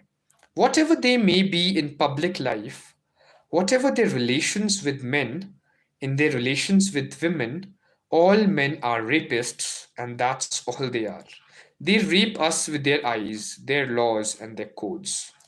Someone really angry with men. It's by Marilyn French, The Women's Room. So, The Women's Room is the name of the text written in 1977, and that's what about men are said. So, are we all men rapists? There are two people who've joined in the stream. What do you think about it? So, basically, opinions shape us, right? And our opinions are formed by the books that we read. So, it's, I guess, very important to always give ourselves the food for thought. The food we eat is the food for the body, and I guess this makes us better rather than doom scrolling online and just watching all the brain rot there is. We can always tune into books, because books definitely they make a man complete. They are quite helpful, they make us better. So it's really important to stick to the books, learn from them, be inspired, and have these literary rendezvous every now and then. And it's so good to be here every evening and to sit. And I know I've started a batch called Brahmahurat, and that's supposed to be taken early morning. And I guess I'll have to really now work up and have to be there at the early morning batch also.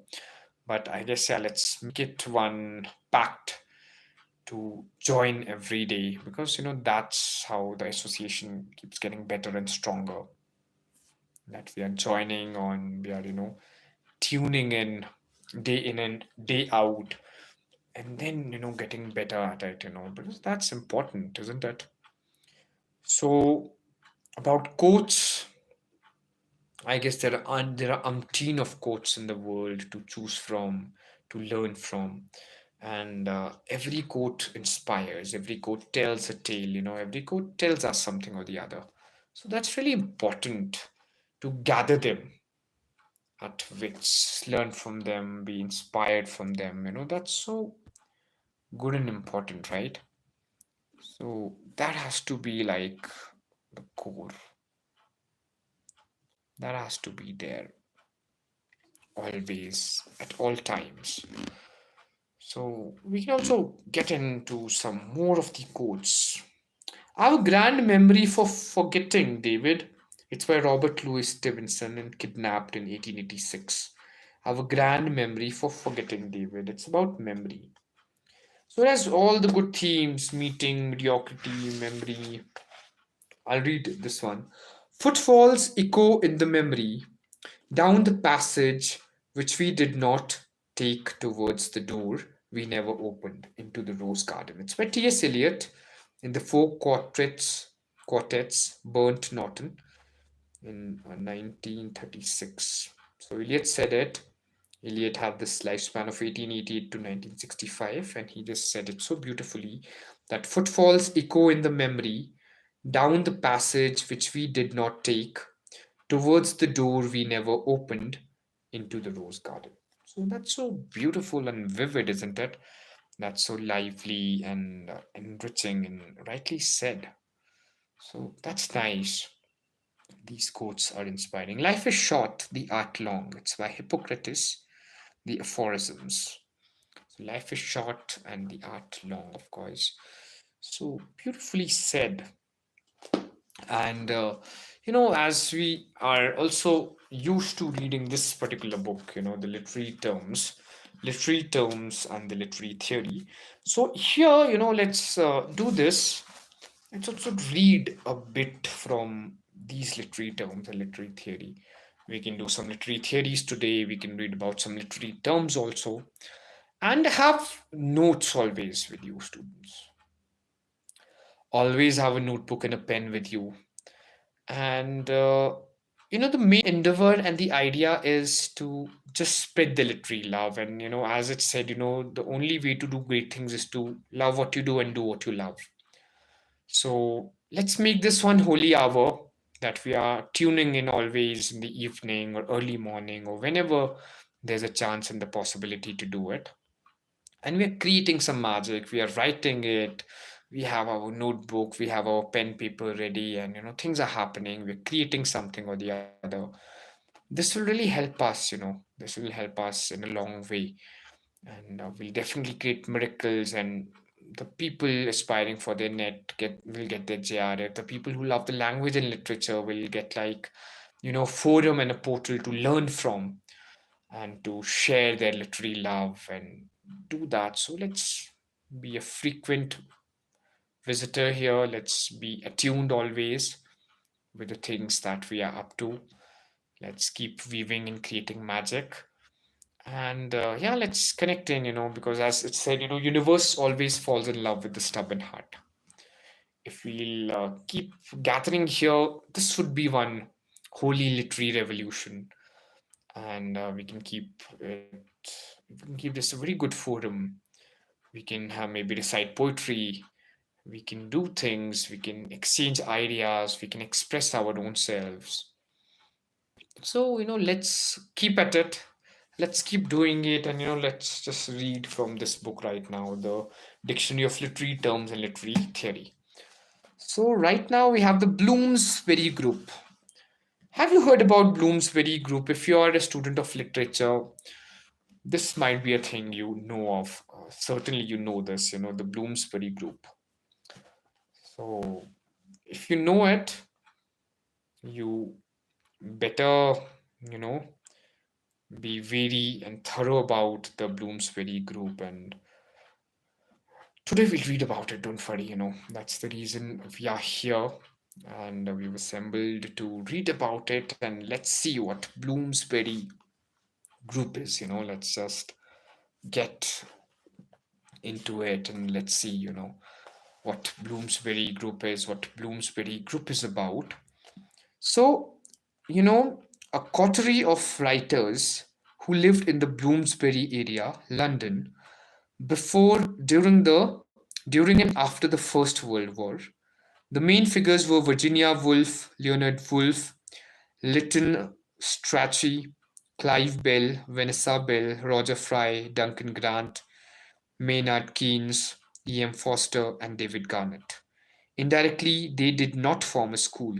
They had a considerable influence in the world of letters, art, and philosophy. So that was the Bloomsbury Group for us all. I'll be rereading it.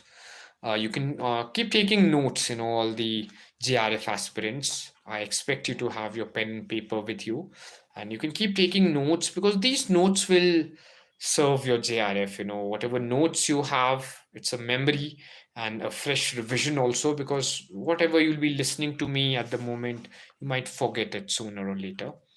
But if you'll be taking notes, so there'll be a core memory of the lessons that we are doing, the information that we are putting out in the digital forum. So, Bloomsbury Group was a coterie of writers who lived in the Bloomsbury area, London before, during, and after the First World War. The main figures were Virginia Woolf, Leonard Woolf, Lytton Strachey, Clive Bell, Vanessa Bell, Roger Fry, Duncan Grant, Maynard Keynes, E.M. Foster, and David Garnett. Indirectly, they did not form a school. They had a considerable influence in the world of letters, art, and philosophy. So that's Bloomsbury Group. And it basically has a lot, this book, if we can read it cover to core, I guess that's all the information we require. Because जब हम कोई competitive exam की preparation करते हैं ना, तो एक बहुत बड़ा हाइप होता है बुक्स का, नोट्स का, कि कौन से नोट से पढ़ना है, कौन से बुक से पढ़ना है. But I guess the generation now is way smarter. You have all the access to the digital means. तो आप में अब ये रोना कम हो गया है कि कहाँ से नोट्स है, कौन से नोट्स है, because you have all the information. अब उसे प्रोसेस करना है, उसको याद रखना है, that is the deal. Because आपके competitive exam test your memory also first and foremost, to IQ, intellect, intelligence, love for the subject, knowledge about the subject. Those are obviously considerable things, but the memory is prime. It's just, one book की एक reference है, ये इतनी thick reference है, and there are plethora, abundance of books in English literature. So vast subject it is. तो आपकी memory तो सबसे ज़्यादा ही टेस्ट होती है कि आपने, और इवन एक जीनियस वो भी है कि आपने कितना पढ़ा है, वो बड़ा मैटर करता है. Hey Advaik, good to have you back and your around, that's nice. So बहुत ज़रूरी है कि हम जो पढ़ रहे हैं वो सही तरीके से पढ़ रहे हैं और उसको याद कर रहे हैं. So notes are important. And Advaik, time and again मैं आपको तभी कहता हूँ, have your notebook with you in the class. Because आपको जो बात आपने भी सुनी है वो तो आप बहुत इजीली भूल जाओगे, अभी नहीं 2 दिन बाद भूल जाओगे. और जो आप नोट्स बना लेते हो ना, आपका सबकॉन्शियस एक्टिव हो जाता है.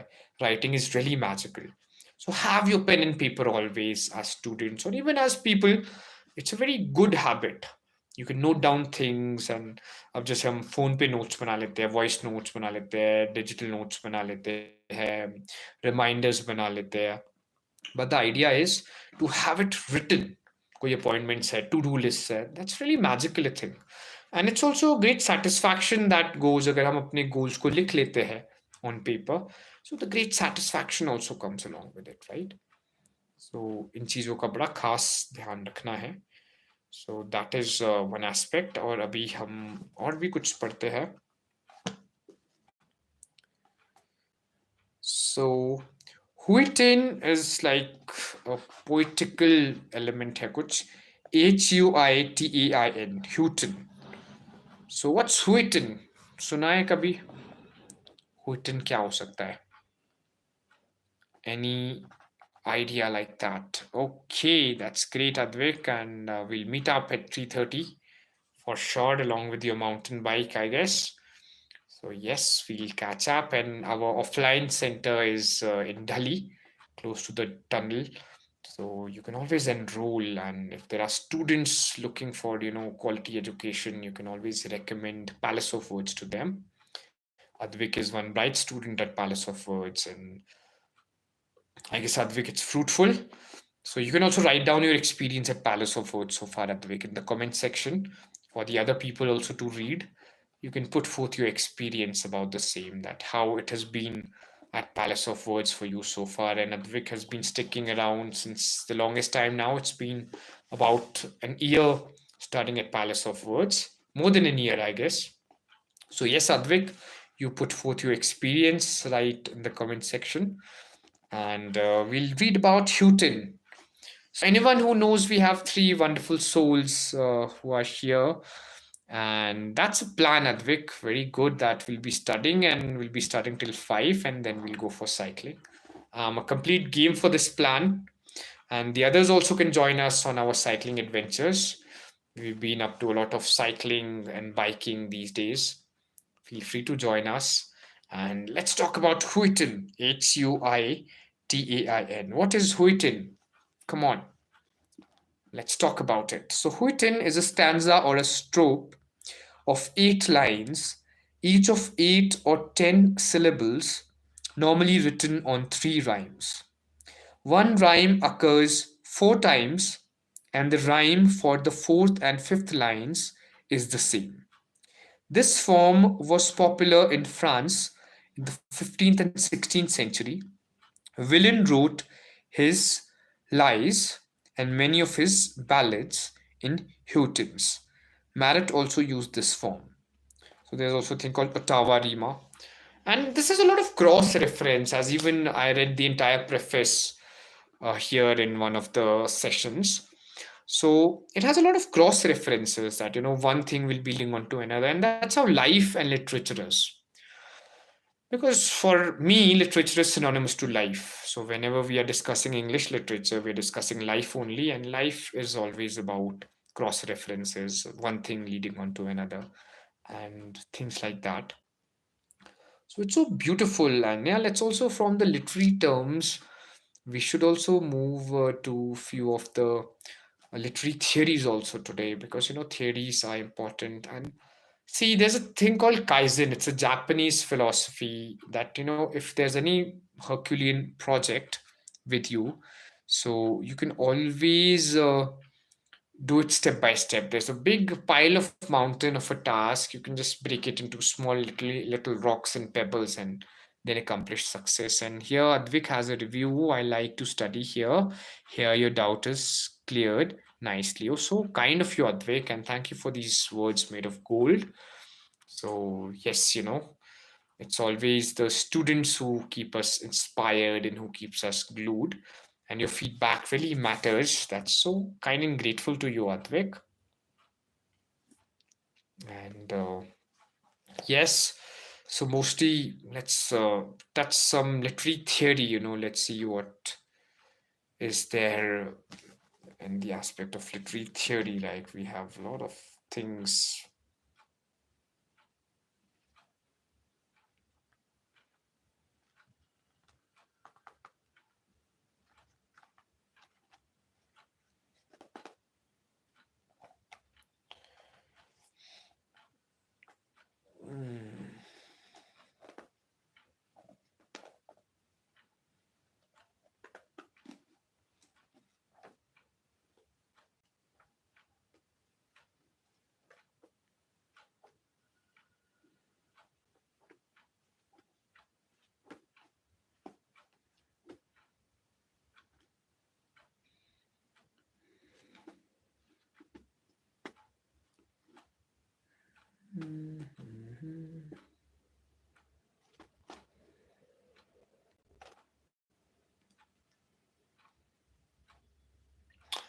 Okay, as we're talking about some literary theories, and feminism is one very popular and a prominent theory. Écriture feminine. What is écriture feminine? Let's see and read about it. What écriture feminine can be. Let's just delve into it and see what écriture feminine is. So, feminine writing, a concept proposed by the French feminist Hélène Sixot. It denotes writing which is typically characteristically feminine in style, language, tone, and feeling, and completely different from and opposed to male language and discourse. Though she does say in The Laugh of the Medusa in 1976, a very important text, The Laugh of the Medusa in 1976, that this is not to do with biological determinism. Women often write in male discourse and men can write in a feminine way. She cites the source of écriture feminine is the mother, and in the mother child relationship, before the child acquires. So, about écriture feminine, she proposes that this potential language, when eventually used in writing by men or women, subverts logic and the rational and any element which may constrain the free play of meaning. On the other hand, Luce Irigaray posits a woman's language which is multiple, fluid, diverse, and heterogeneous, and which evades male phallocentric monopoly. This theory has a morphological basis associated with the structure and shape of the genital organs. A third and related point of view is proposed by Julia Kristeva, a very important feminist. And thank you very much, Advik, as you say that I'm not audible, and I guess that's something that I have to decipher and derive. And hope I'm loud and clear now. You can listen to me. So, Advik, give me a heads up. I'm just reading a note about écriture feminine. So, yes, and definitely, Advik, I'll be here for a while, maybe an hour more, and then conclude with this stream. Okay, great, Advik. It's glad that you can listen to me, and thank you very much for this update. So, here on écriture feminine, on the other hand, Luce Irigaray posits a woman's language which is multiple, fluid, diverse, and heterogeneous, and which evades male phallocentric monopoly. This theory has a morphological basis associated with the structure and shape of the genital organs. Great. Good night, Advik, and thank you very much for sticking in this far. And thank you for all the love and support. And keep showering your love. And good night, sweet dreams. Sleep well, my mountain biker. And ready to ride with you tomorrow. And let's catch up and enjoy your evening. Good night. And here about the écriture feminine now. A third and related point of view is proposed by Julia Kristeva, a language which is pre-Oedipal and pre-linguistic and is fundamentally semiotic, associated with the Kora, Greek for womb, as opposed to male control language, which he describes as symbolic, like post-structuralism for her theory of the semiotic element. Toril Moy's Sexual or Textual Politics, Feminist Literary Theory, 1985, is a fascinating discourse on these matters.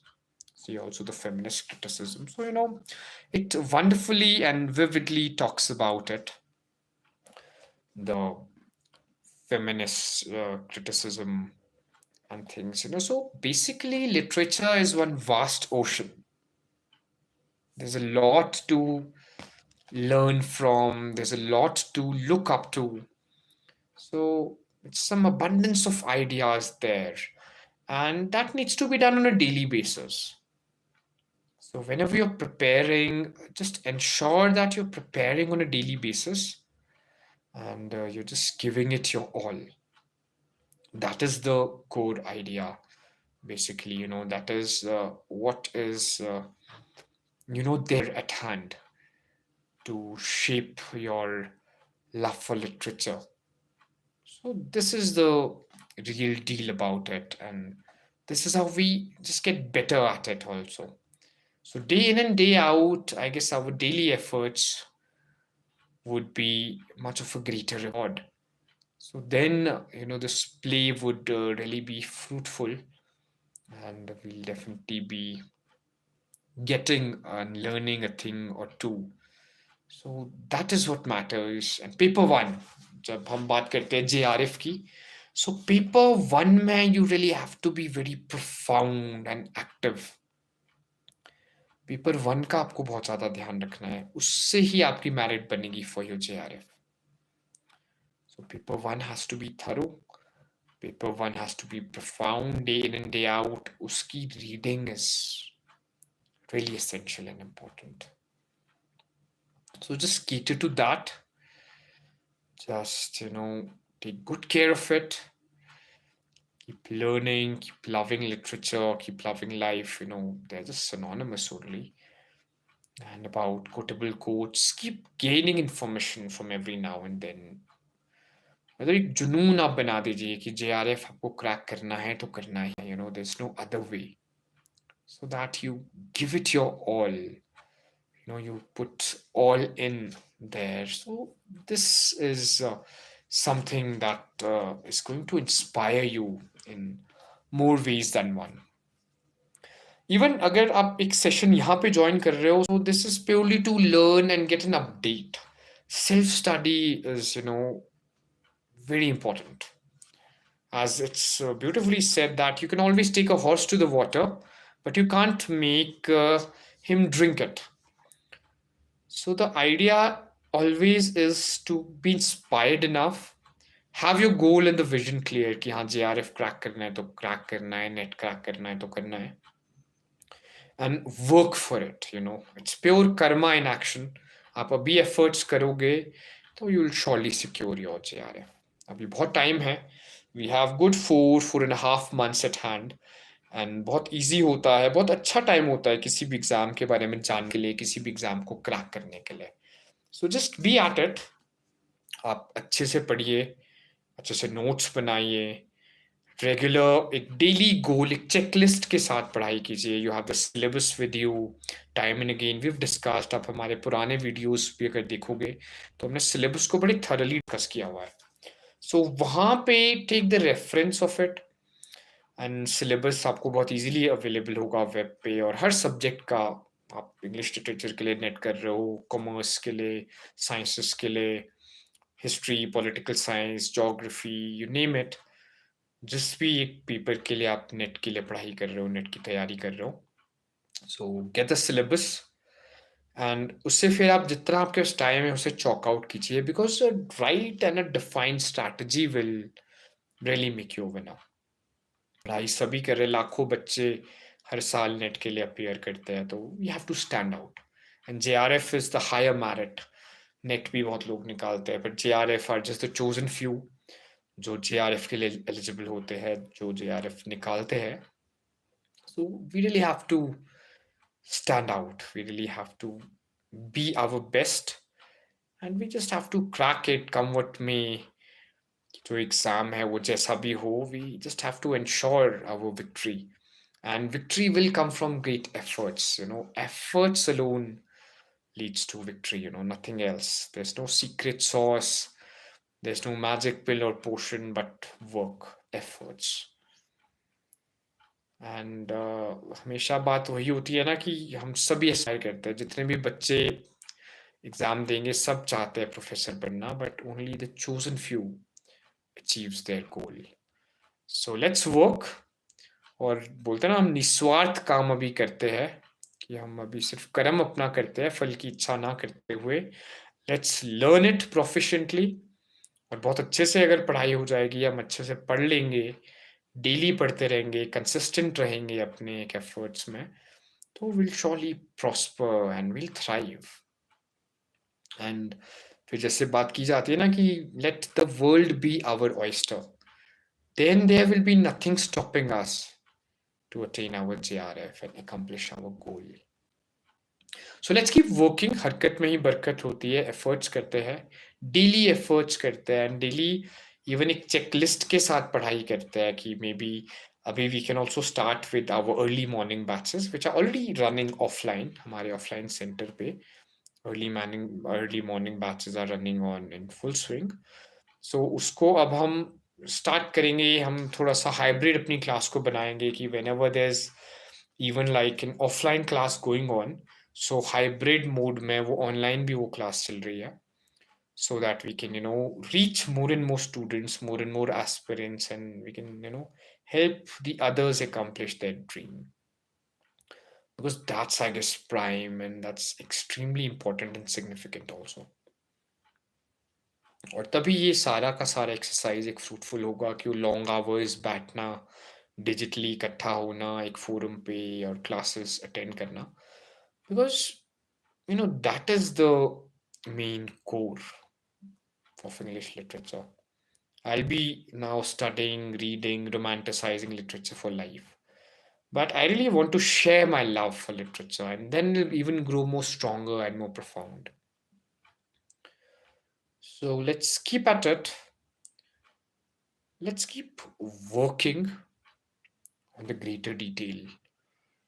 So then, things will probably be on the verge of becoming better. अब जैसे कुछ quotes है, quotes पढ़ के हमारे लिए बहुत important है कि हम क्रॉस सेक्शनल स्टडी करें, कि बाल की खाल निकाल के स्टडी करें, कि एक चीज पढ़ रहे हैं उसके कोर तक जाए कि ये कोट किसका है, ये कोट कौन से टेक्स्ट में आया था, ये किस राइटर ने बोला है, ये कब बोला है, कौन सी. बिकॉज क्रोनोलॉजिकल क्वेश्चंस को हम ऐसे ही सॉल्व कर सकते हैं जब हमारे पास प्रॉपर एक हिस्टोरिकल कंटेक्स्ट हो, हमें अच्छे से पता हो कि हाँ ये क्वेश्चन कहाँ से, कौन सी एज का ये टेक्स्ट है, कौन सी एज का ये राइटर है, पहले कौन सा टेक्स्ट लिखा गया है, पहले कौन सी पब्लिकेशन आई थी.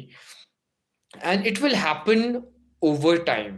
बहुत रेपिटेशंस करनी पड़ेगी. तो जो भी आप पढ़ रहे हो पूरी क्रोनोलॉजी के साथ पढ़िए. कि मान लो एक कोई राइटर है, इस एज के राइटर है, इन्होंने ये लिखा था, इनके ये पब्लिश्ड वर्क्स है, इन्होंने ये इस टाइम पे लिखा था, एंड उसको हमको 8-10 बार रिवाइज करना पड़ेगा. तब it will be etched deeply in our brain कि हाँ इनकी ये डेट्स है, ये राइटर इस टाइम के है, इन्होंने ये एसेज लिखे हैं, इन्होंने ये थ्योरीज दी है, ये नॉवेल्स है, ये पोएम्स है. So this needs good revision, because memory is tested, right. Exam है तो आपका शायद वो लव ऑफ लिटरेचर ना उतना टेस्ट करे, इंटेलेक्ट, उतनी लिटरेरीनेस, वो सब चीज़ों को ना उतना टेस्ट करे, जो कि करेगा ऑफ कोर्स, ये सब चीज़ें भी मायने रखती है, बट सबसे ज़्यादा टेस्ट होनी है memory. So let's be very thorough and let's be fully prepared for it, right. कि कैसे हमको प्रिपेयर करना है, कैसे नोट्स बनाना है. नोट मेकिंग बहुत अच्छे से कीजिए प्लीज, एंड रिविजन्स. और ईच टू हिज और her own, every individual is different. हो सकता है आप एक मॉर्निंग पर्सन हो, आप सुबह 4 बजे उठना, 5 बजे उठना प्रेफर करते हो, सुबह पढ़ना प्रेफर करते हो सकता है आप में से कोई नाइट आउल हो कि रात को 3-4 बजे तक रह तो सकते हैं जागे हुए, सुबह जल्दी नहीं उठ सकते. So do what is doable, what is like providing you results. कोई कोड नहीं है कि सुबह उठ रहे हैं सुबह प्रिपरेशन होती है, रात को ही होती है प्रिपरेशन. जब आप करना चाहते हो प्रिपरेशन आप तब कीजिए, and surround yourself with literature. Make it your lifestyle, make it a part of your life कि आपने लिटरेचर के लिए प्रिपेयर करना है, and you have to go all in and prepare for it. तो चीज़ें बहुत अच्छी हो जाएगी. There is a good chance that you can avail. आप बहुत अच्छे से इस इंडेवर को, इस इनिशिएटिव को आगे ले जा सकते हो. So just be at it, be at it with all the might, with all the energy, with all the ease, because ये बहुत ज़रूरी है that you keep seeking and striving for these things. They are of utmost importance, and एक plan of action को बनाना is your first step.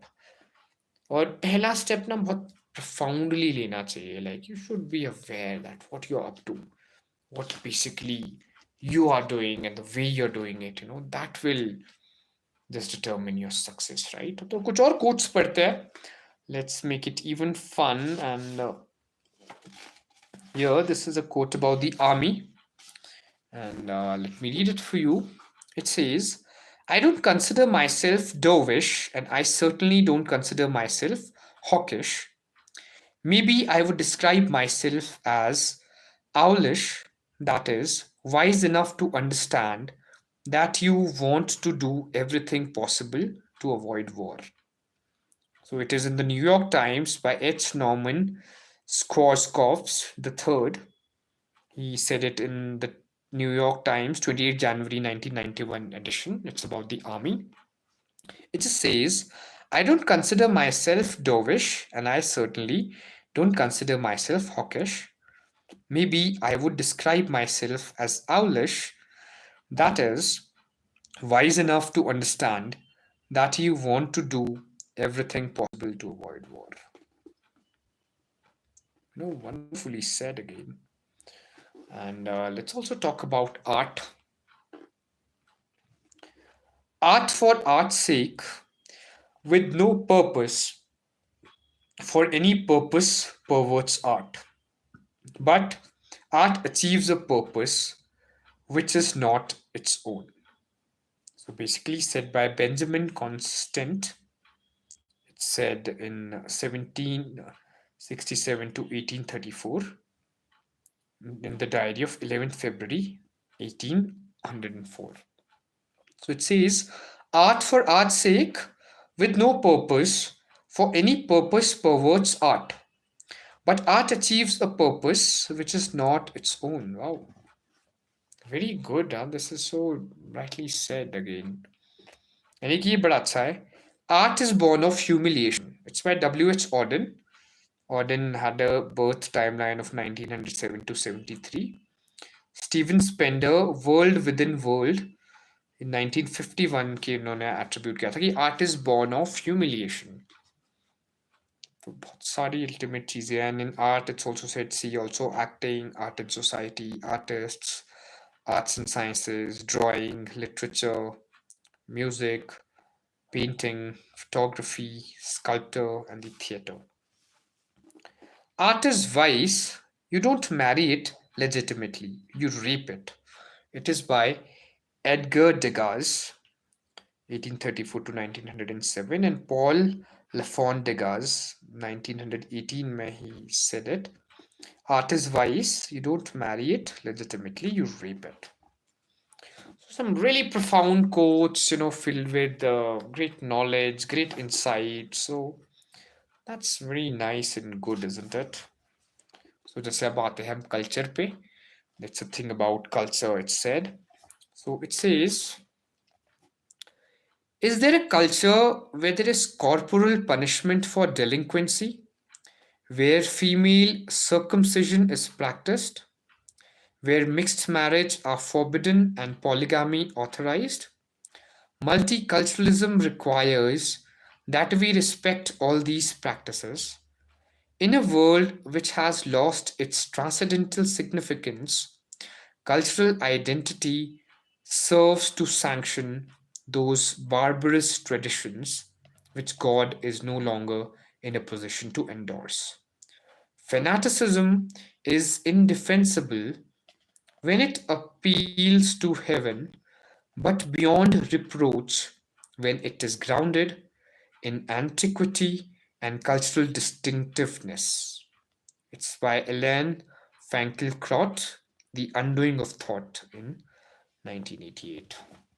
So, long discourse on culture, and I would like to reread that for you once. Is there a culture where there is corporal punishment for delinquency, where female circumcision is practiced, where mixed marriages are forbidden and polygamy authorized? Multiculturalism requires that we respect all these practices, in a world which has lost its transcendental significance, cultural identity serves to sanction those barbarous traditions which God is no longer in a position to endorse. Fanaticism is indefensible when it appeals to heaven, but beyond reproach when it is grounded in antiquity and cultural distinctiveness. The Undoing of Thought. Elan Finkielkraut in 1980. Yeah, so a lot is said here, and it's so diverse and vivid again. So, let's just, keep these discussions in the forefront where basically we can just create goodness and the magic, and we can, just keep the literary love overflowing because it is one prime aspect of learning. And I guess, yeah, we should keep doing it. We should even keep doing it daily only, because the main idea is about being consistent. Because हो सकता है आज हम बड़े progressively revise कर रहे हैं and बीच में फिर हम ये रिदम को ब्रेक ना करें, ऐसा ना हो बिल्कुल भी, तो फिर ना चीज़ बहुत फ्यूटाइल हो जाती है. When we start it with all the might, with all the energy, so let's take it to the fruition. कभी भी half heartedly करना is like equivalent to not doing it. So let's keep propagating to this literary love, and let's keep preparing daily, and let's keep creating these discourses, because once our effort would be 100%, so we won't have to worry about the result तो 100% हो ही जाएगा. It's about the right kind of effort, isn't it? So let's ensure that our effort is prime and it is right. It's really encouraging and inspiring us. That has to be there at the forefront. This is something that we really need in our lives. So let's keep propagating to this literary love. Let's keep doing it more and more often, more and more in the wonderful way. So this would really help us basically. This will really help us in the best of the ways. तो आजकल जैसे कुछ phrases भी है, those are really going on at great ways. तो जैसे we can talk about these phrases, as since we are palace of words, we are mostly about words.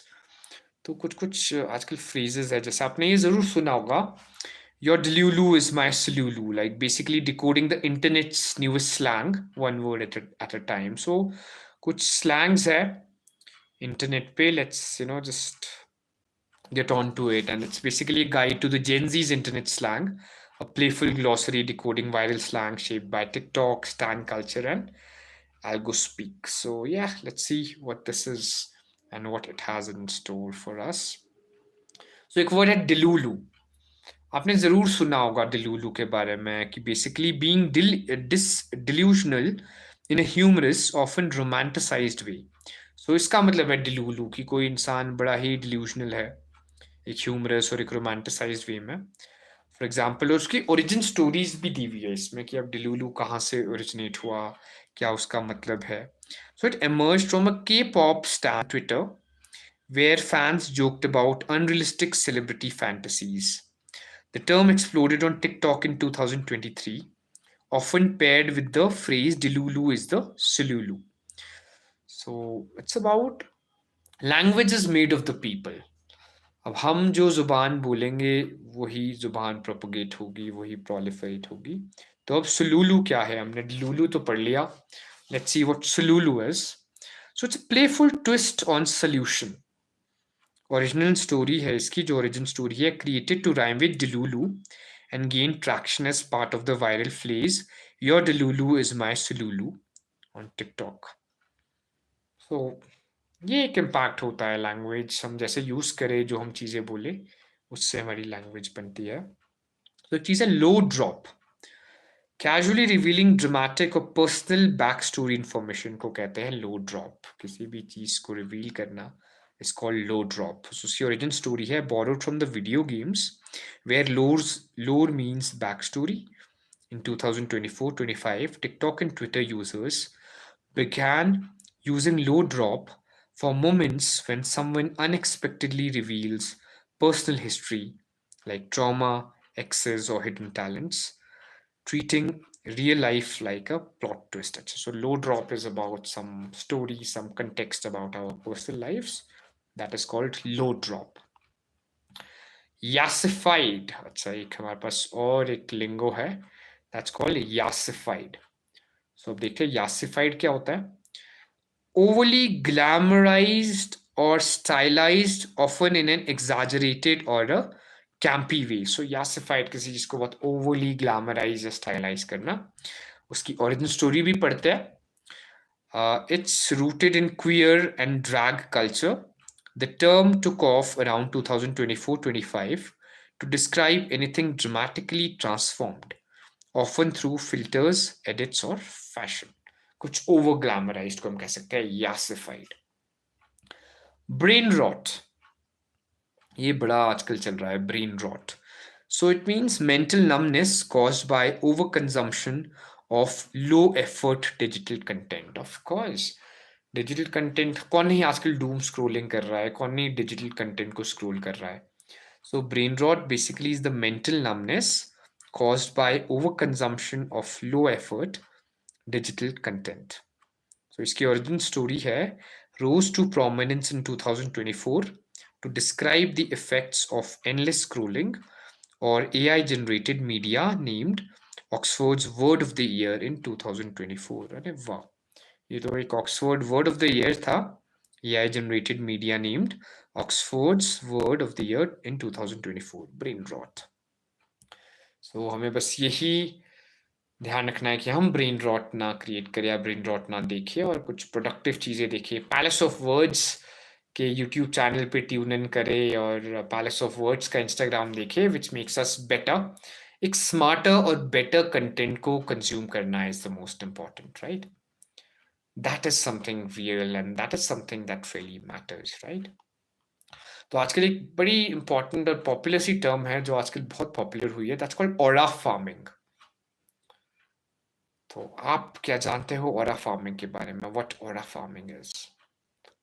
So basically, aura farming means intentionally cultivating a vibe or aesthetic to attract admiration or followers. So aura farming is intentionally cultivating a vibe or aesthetic to attract admiration or followers. तो इस चीज को कहते हैं aura farming, कुछ एक vibe create करना to attract followers. And इसकी origin story भी पढ़ते हैं. So it's popularized on TikTok and Gen Alpha spaces in 2025. The term plays on the idea of farming likes or validation by projecting a cool, mysterious, or dreamy vibe. It's part of algo speak, that is, words shaped to game platforms and appear more algorithm friendly. So this is aura farming और algo speaking वही होता है कि basically जो words काफी algorithm friendly होते हैं and people take on to it very easily. आपने वो एक meme भी देखा हो ना कि बच्चे का कुछ ऐसे ऐसे वो कुछ move करता है. That was aura farming basically और वहां से ये term आया है. Clocking tea. हमारी जो next term है that is called clocking tea. So it just means spilling or noticing gossip और juicy details. So like spilling the beans हम बोलते थे, अब उसे हम clocking tea भी कहते हैं. So उसकी जो origin story है वो पढ़ते हैं. Part of the algo speak where TikTok users bend familiar words to dodge content moderation. Clocking became a coded way of saying noticing or calling out. The tea means gossip. काफी cool है ये चीज भी. Clocking tea, spilling out some gossip, spilling out some facts. और जो एक बड़ी popular आजकल टर्म थी स्किबिडी. ये आप सभी ने ज़रूर सुनी होगी, skibidi. So a nonsense filler used to describe something weird, chaotic और trendy. तो कुछ weird है, कुछ chaotic है, कुछ trendy है, उसे skibidi बोल दिया गया. और उसकी origin story पे भी गौर करते हैं कि what its origin story is.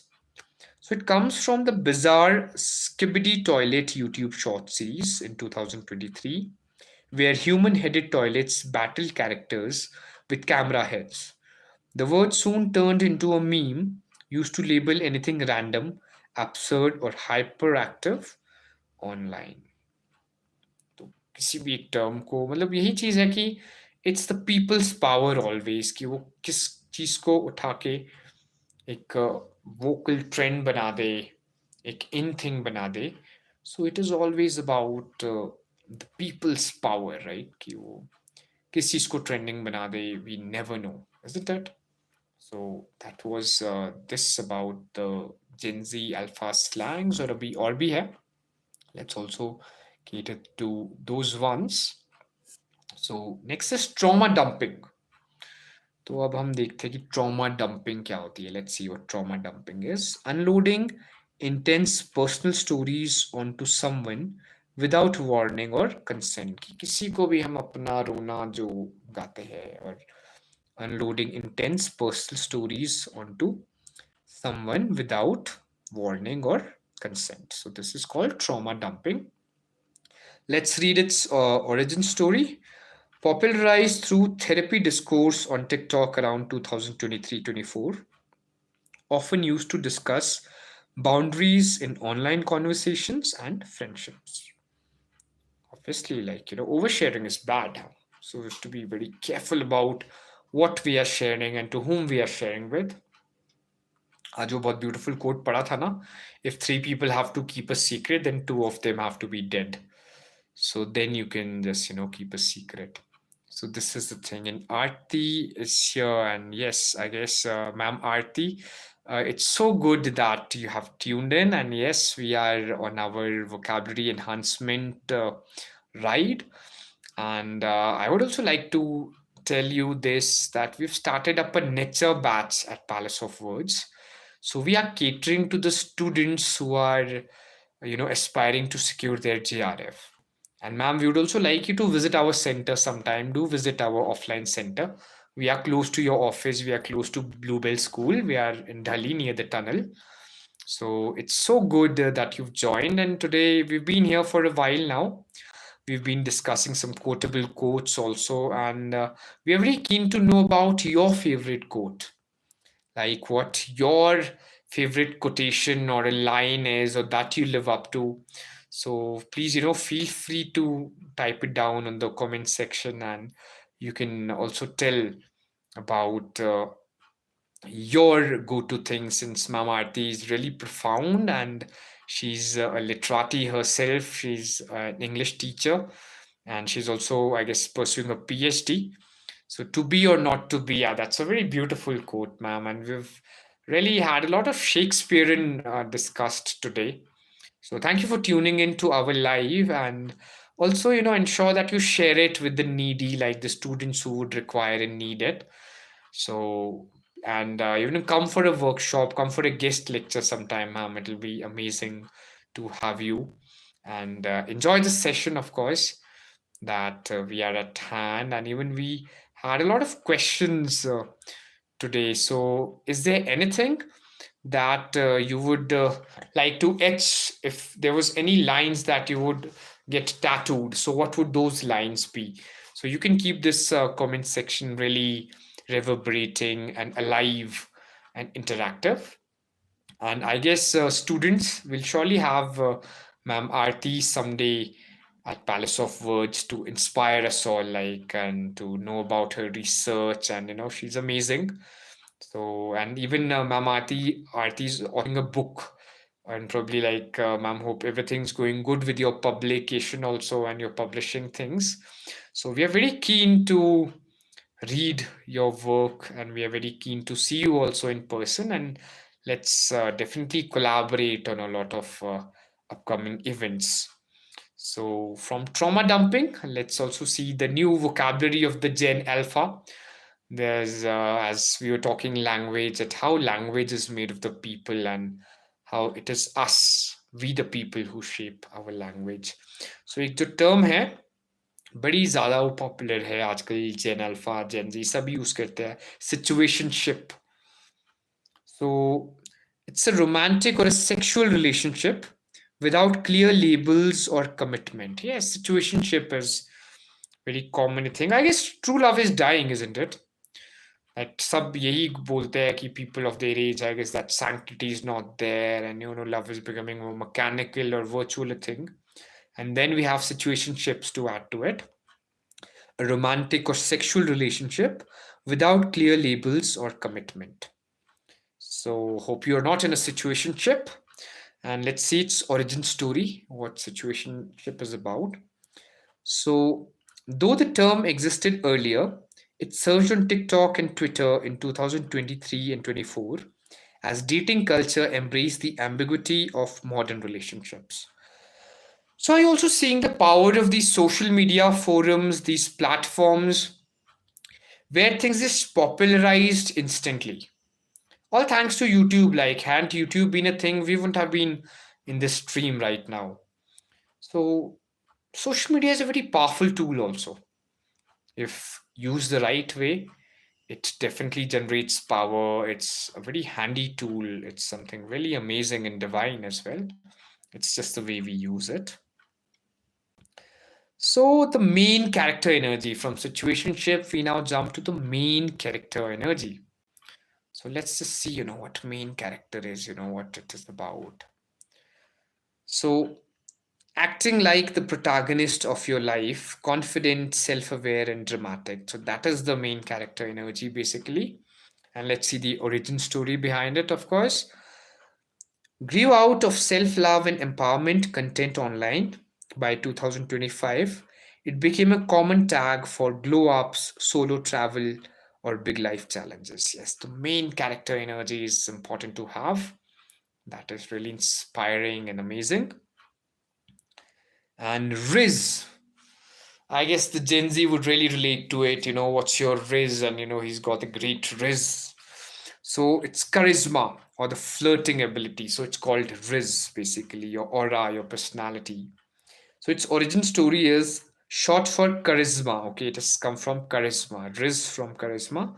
The term was coined by Twitch streamer Kai Sanat in 2022. It exploded on TikTok in 2023, with users rating flirting skills as the W riz, the winning riz, or the L riz, the losing riz. It quickly became a go to word for charm, confidence, and social game. Yes, so ensure that your riz is always on point. Kings and queens of Palace of Words. And after the Riz, we have the anti-Riz. Let's see what the anti-Riz is about. A total lack of charm, awkward or cringy flirting. The anti-Riz, the opposite of Riz, basically. So its origin stories, it's coined as a humorous contrast to Riz in 2025. Used to call out failed or embarrassing attempts at being suave. Okay. So let's just have a Riz, not an anti-Riz. Great. So next is eat. Eat and left no crumbs. I guess this was very popular and a lot of people use it, right? Eat and left no crumbs. So it means, did something flawlessly or impressively, being amazing, being your best. So the origin story, that is a must to read. So it says that it originated in the black, queer, and drag communities and gained traction online by 2022 and 23. The phrase imagines someone doing so well in fashion, dance, or speech, etc., that they metaphorically devoured the moment, leaving nothing behind. TikTok made it mainstream praise. So, ate and left no crumbs. That's beautiful. That's nice. So, this was, some basic entries, some basic words about it. So, that's nice. That's amazing. And yes, basically, I'm loving the stream and the energy here that we have. So That is again gorgeous. That is again so amazing. And yes, I guess let's always keep at it. Let's always be amazing and on point with it. So here, all right, yeah, definitely, definitely, ma'am. I'll just do that. I'll list these words to you, and give me a moment.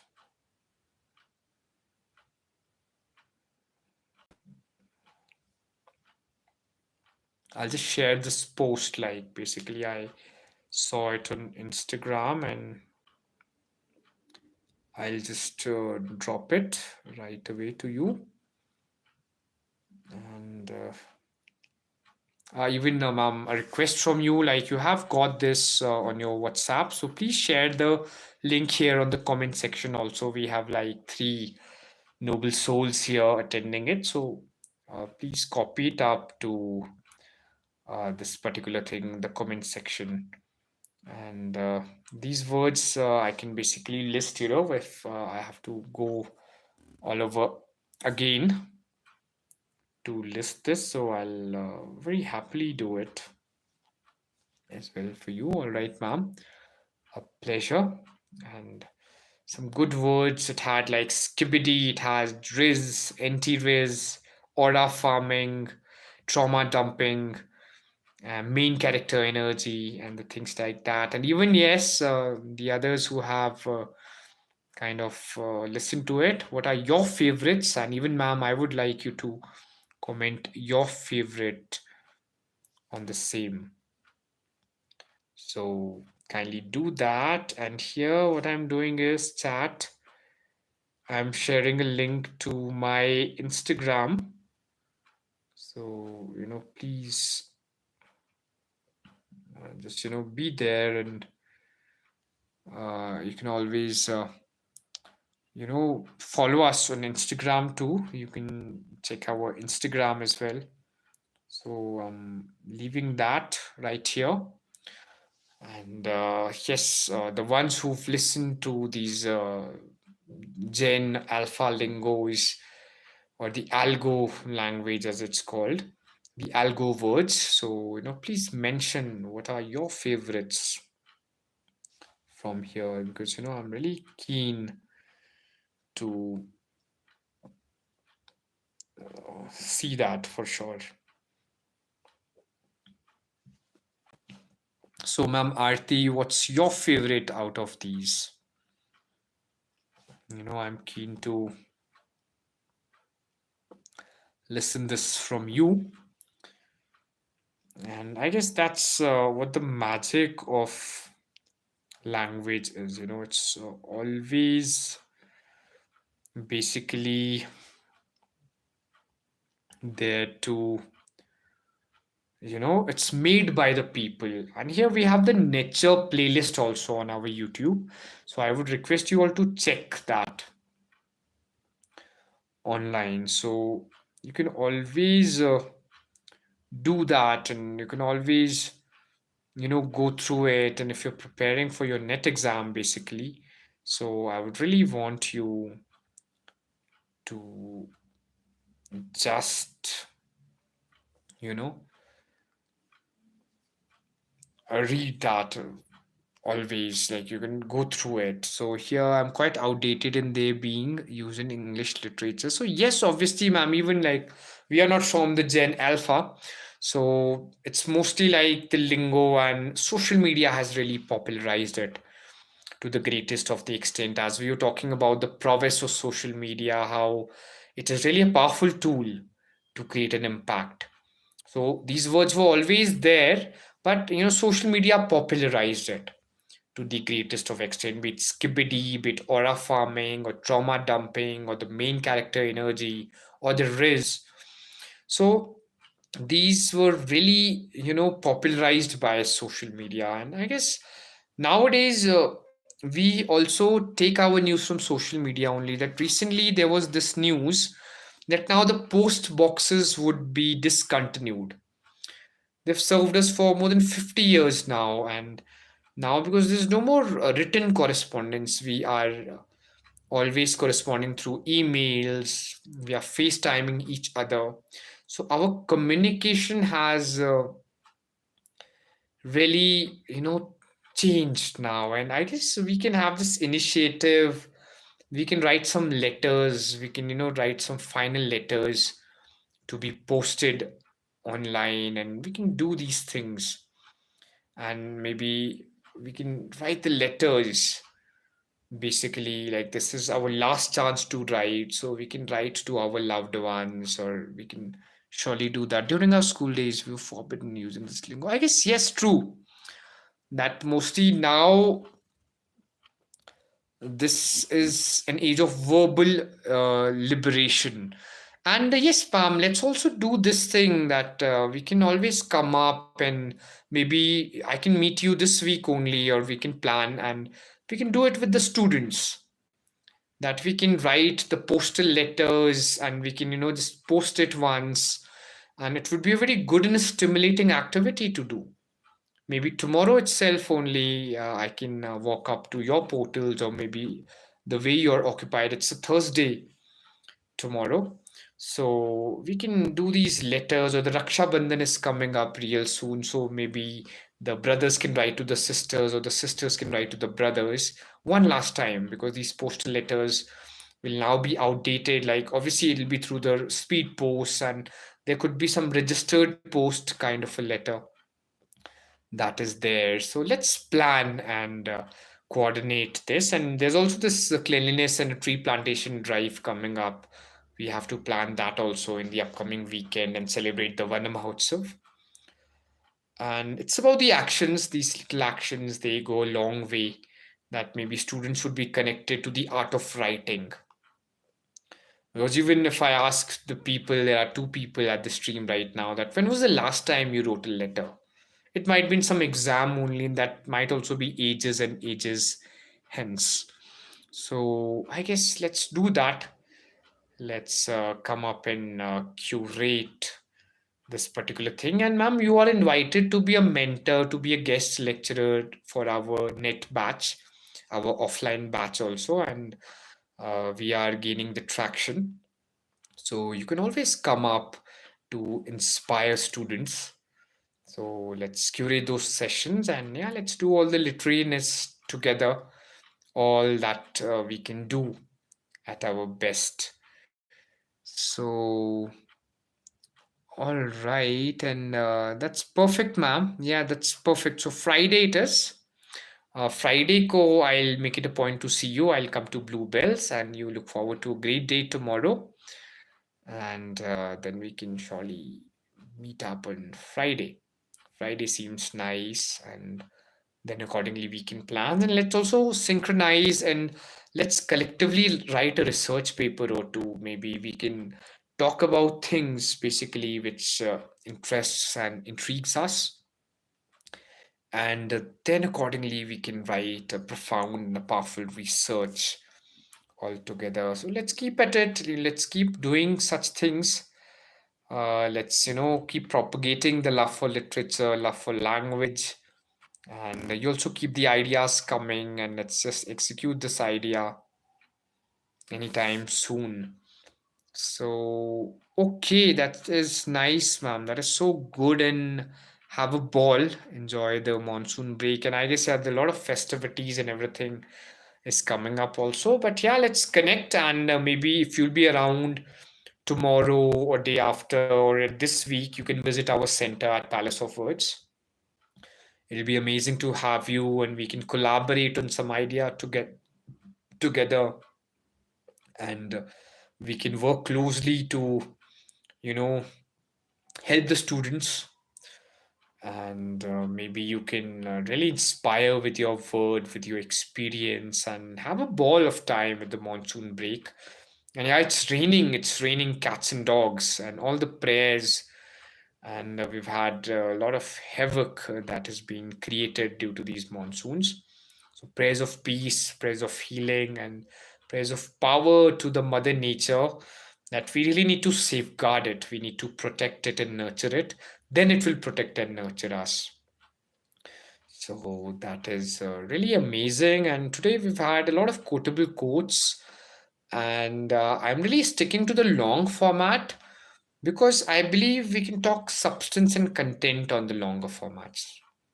In maybe the smaller reels, we can get a gist, we can get a clarity, and I guess I love to take it slow. And as it's mostly said now, I even don't remember when I watched a long movie.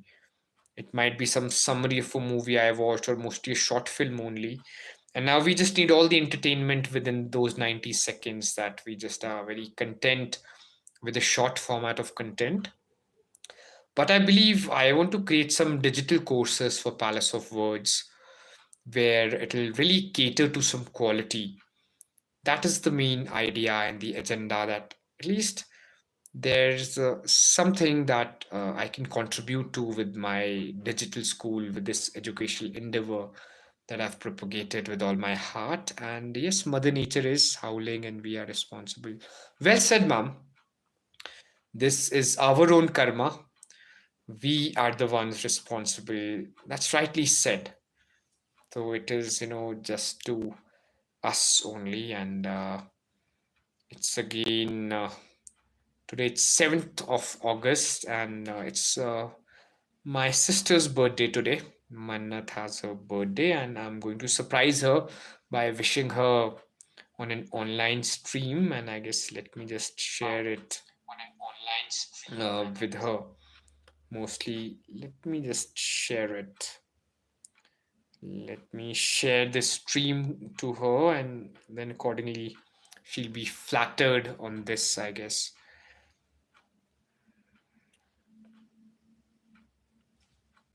So,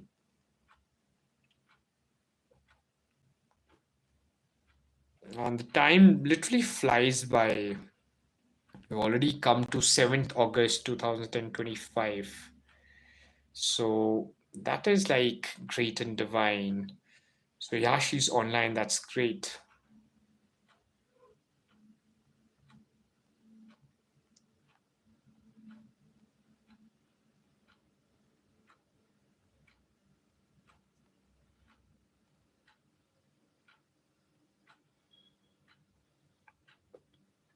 So, birthdays are special.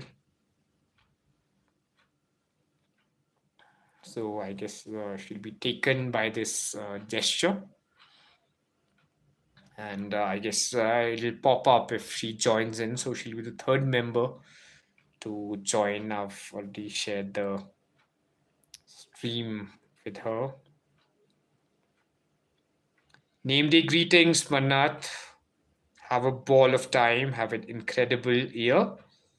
God bless you. All the love to you, dear. Let's celebrate it.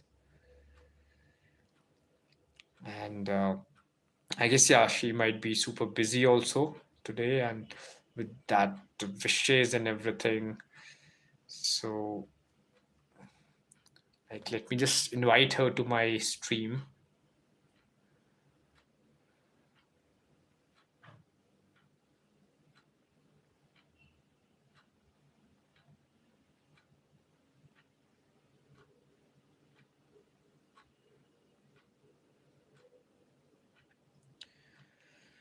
So, we'll surely do something. And wow, it's again, thank you very much, ma'am, for the wishes.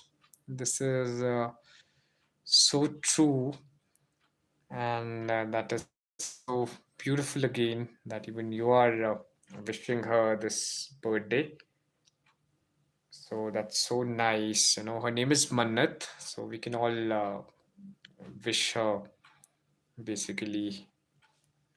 So that is nice. And even let's do something. And whenever the school reopens after the monsoon break, ma'am, then we can surely plan something great. Then we can really make it happen. And I guess, yeah, Mannat, you've joined. A very happy birthday to you. Many happy returns of the day. So, we can sing you the birthday lullaby. Happy birthday to you. Happy birthday, dear Mannat. happy birthday to you and have an empowering year. My sister, enjoy, have a ball, love life, celebrate it well, and maybe like we can plan something special for you tomorrow, like a tree plantation or maybe a hike, or let's definitely meet and let's celebrate it in the best way possible, the way you like it. And here I'm at the NETure Batch. Basically, here we have assembled, and this batch is called NETure. So I'm catering to the students who are preparing for their NET exam and who want to secure their JRF in December 2025. And let's make this a great year for you. And Manat is really creative also. So she's amazing, and we have a lot of plans for collaborating in future with the Palace of Words endeavors and initiatives. Let's keep at it. Let's keep doing it and enjoy and have a ball of time. And God bless you. Ma'am Aarti also wishes you a very happy birthday, Mannat.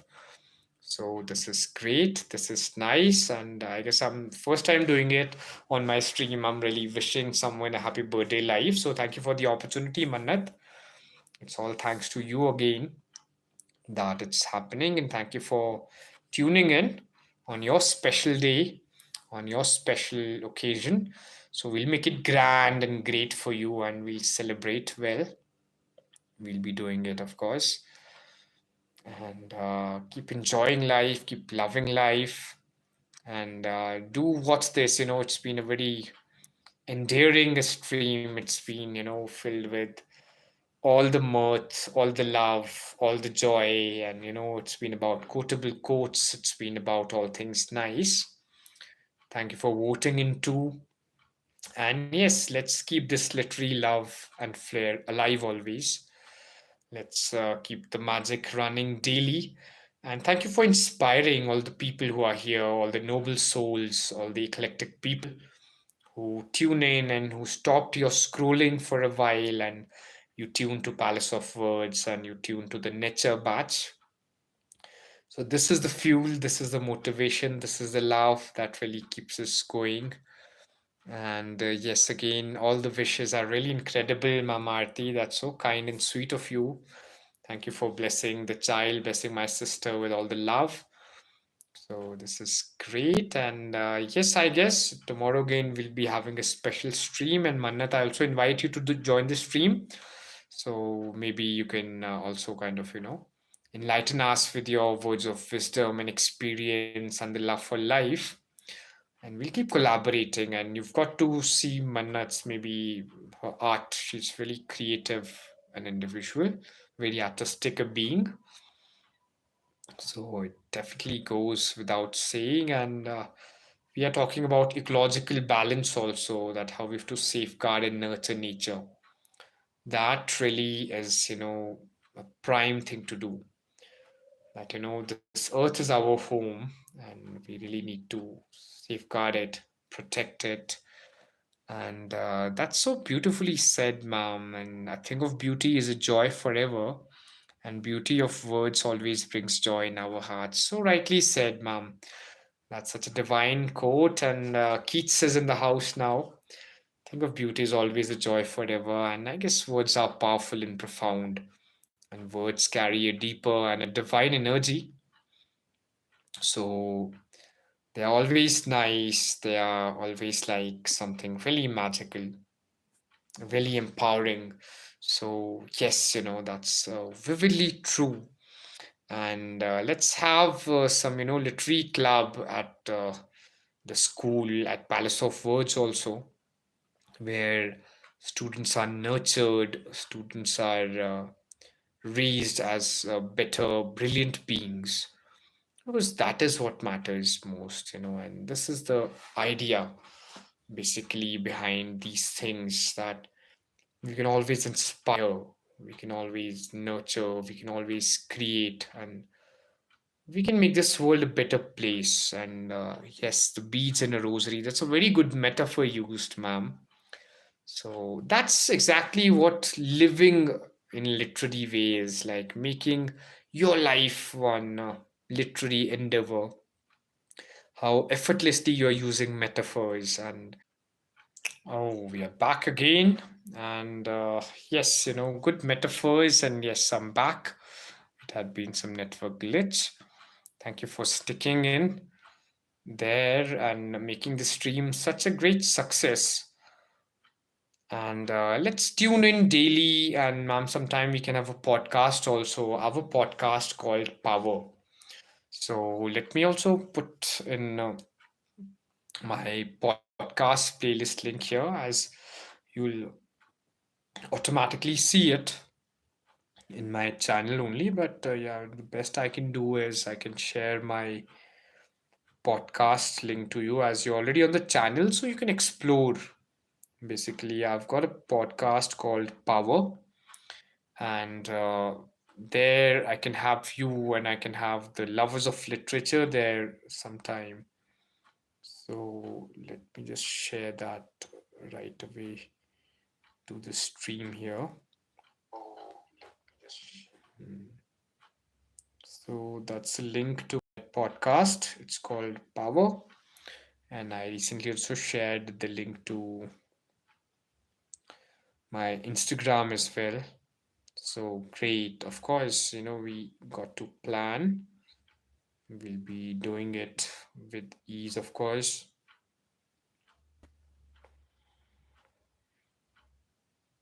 And keep showering your love. That's the most important thing there is.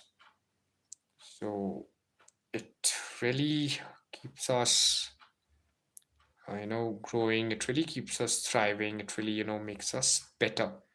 So this is the real deal. And I guess that's the magic of literature also.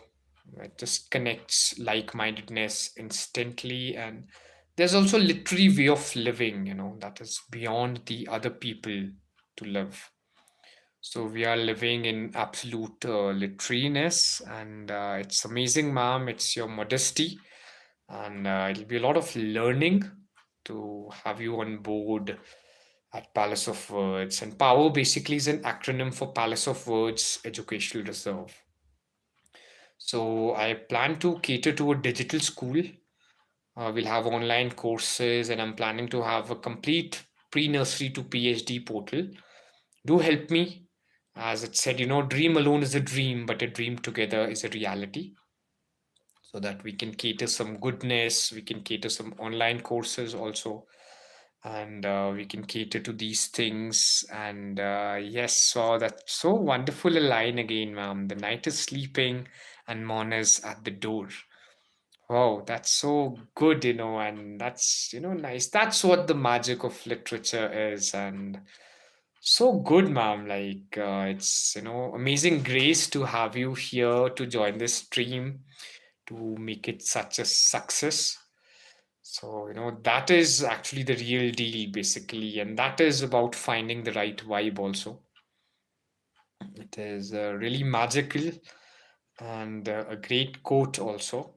And we can also talk about your book, also, ma'am. Tell me about the book that you're authoring. I'm all ears. And it has been a lot about me, since it's a forum where I'm the one uh, having the monologue, but you can also tune in to the comments and you can put light on the book. And that's great, ma'am. It's, glad that you're enjoying, and you have, had a very busy day for sure, an eventful one. And you have planned to end it on a beautiful note, that you're here, and you've made it even better, made things more literary, and there's a literary air to it now. Thank you for feeding the fuel to our literary flame. That's so good. That's important. That's divine again. That's again very good to have this literariness around and these lines, because literature is meant to be celebrated. As that's also a message to all the students, that basically literariness is meant to be celebrated, to be enjoyed, to be given, all your heart and soul into it. So that's what the magic of literature is. And it's again celebration, because when these greats, the legends they used to write, be it Shakespeare, be it all the greats, all the wonderful writers, so they were just celebrating life. They were rejoicing with the power and the magic of words and the love for it. They weren't doing it to, get some PhD degree, or, to maybe, get good marks or secure an examination, but they were simply living, and they were simply enjoying. As even Robin Williams very wonderfully put that, people do a lot of things: business, law, medicine. These are the professions to sustain life, but literature is a thing to celebrate life. Life and literature are just synonyms. As I say, they are no different. It's just basically synonymous to each other.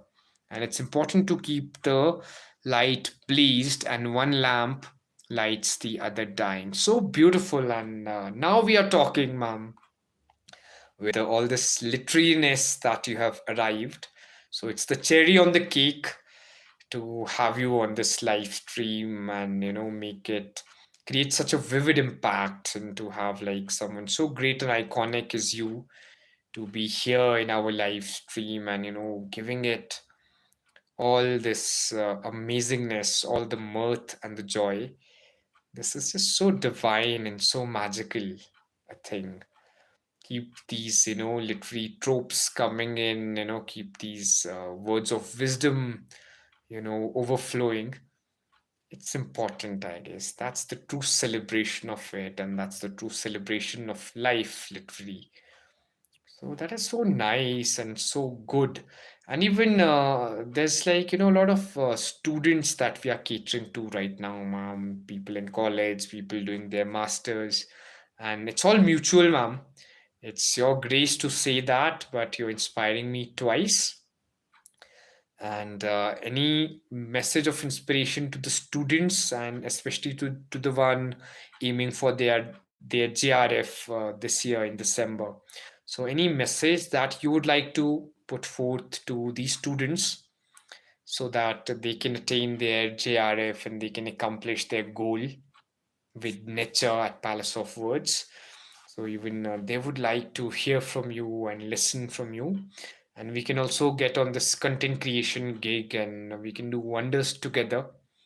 We can create marvels, and we can, just be there with all the heart and all the might, and take this journey ahead, take it places, because, that is the real deal, basically. That is the main idea.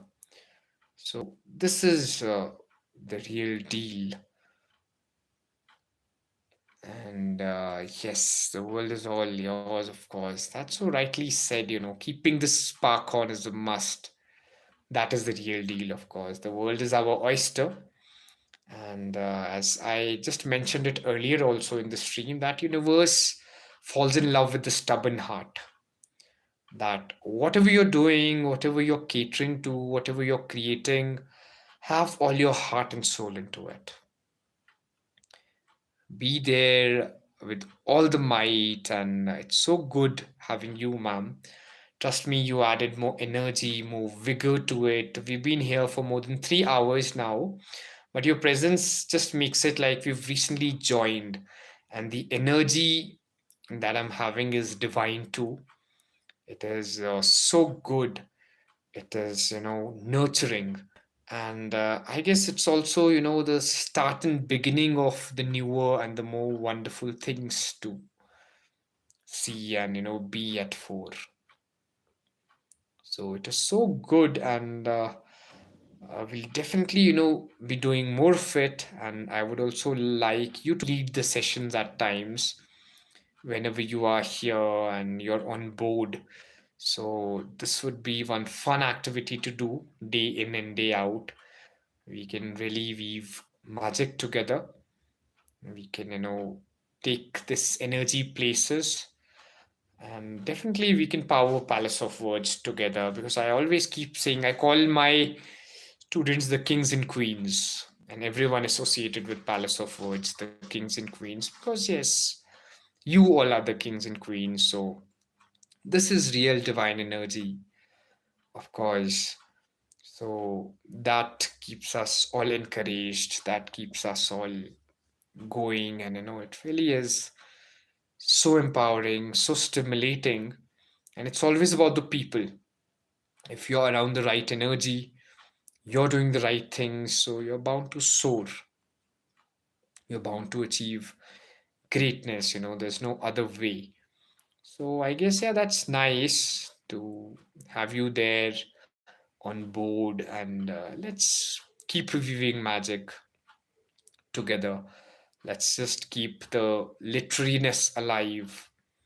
Let's keep the momentum going, as it's said, because it's always about teamwork creates dreamwork.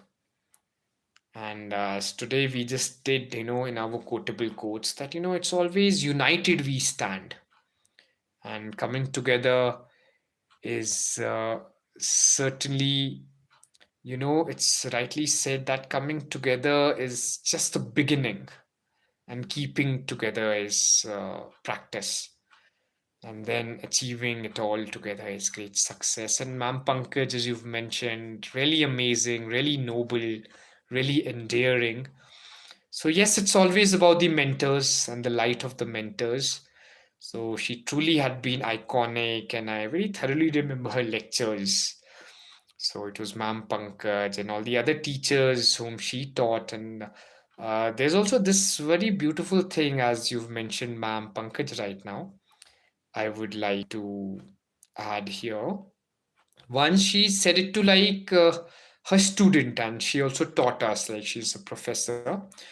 So it came from Dr. Ritika to me. She once said that Ma'am Pankaj says very beautifully that no matter what you do throughout the day, if you're sleeping peacefully at night, you're doing something great and noble. That peace of night has to be at the fore. That you could be doing n number of things to earn money, earn a status, earn a living in life, but at the end of the day, if you're sleeping peacefully, then you're doing something iconic and nice. You're doing something nice and fine. So, ma'am Pankaj has been amazing, and yes, unity truly is the best policy, ma'am. It's so true. And I guess, yeah, it's thank you very much for reminding me of the greats because of whom we are here today, who've really inspired us, encouraged us, and we are trying to do the same because, as very beautifully Aristotle says it, that all art is an imitation of life.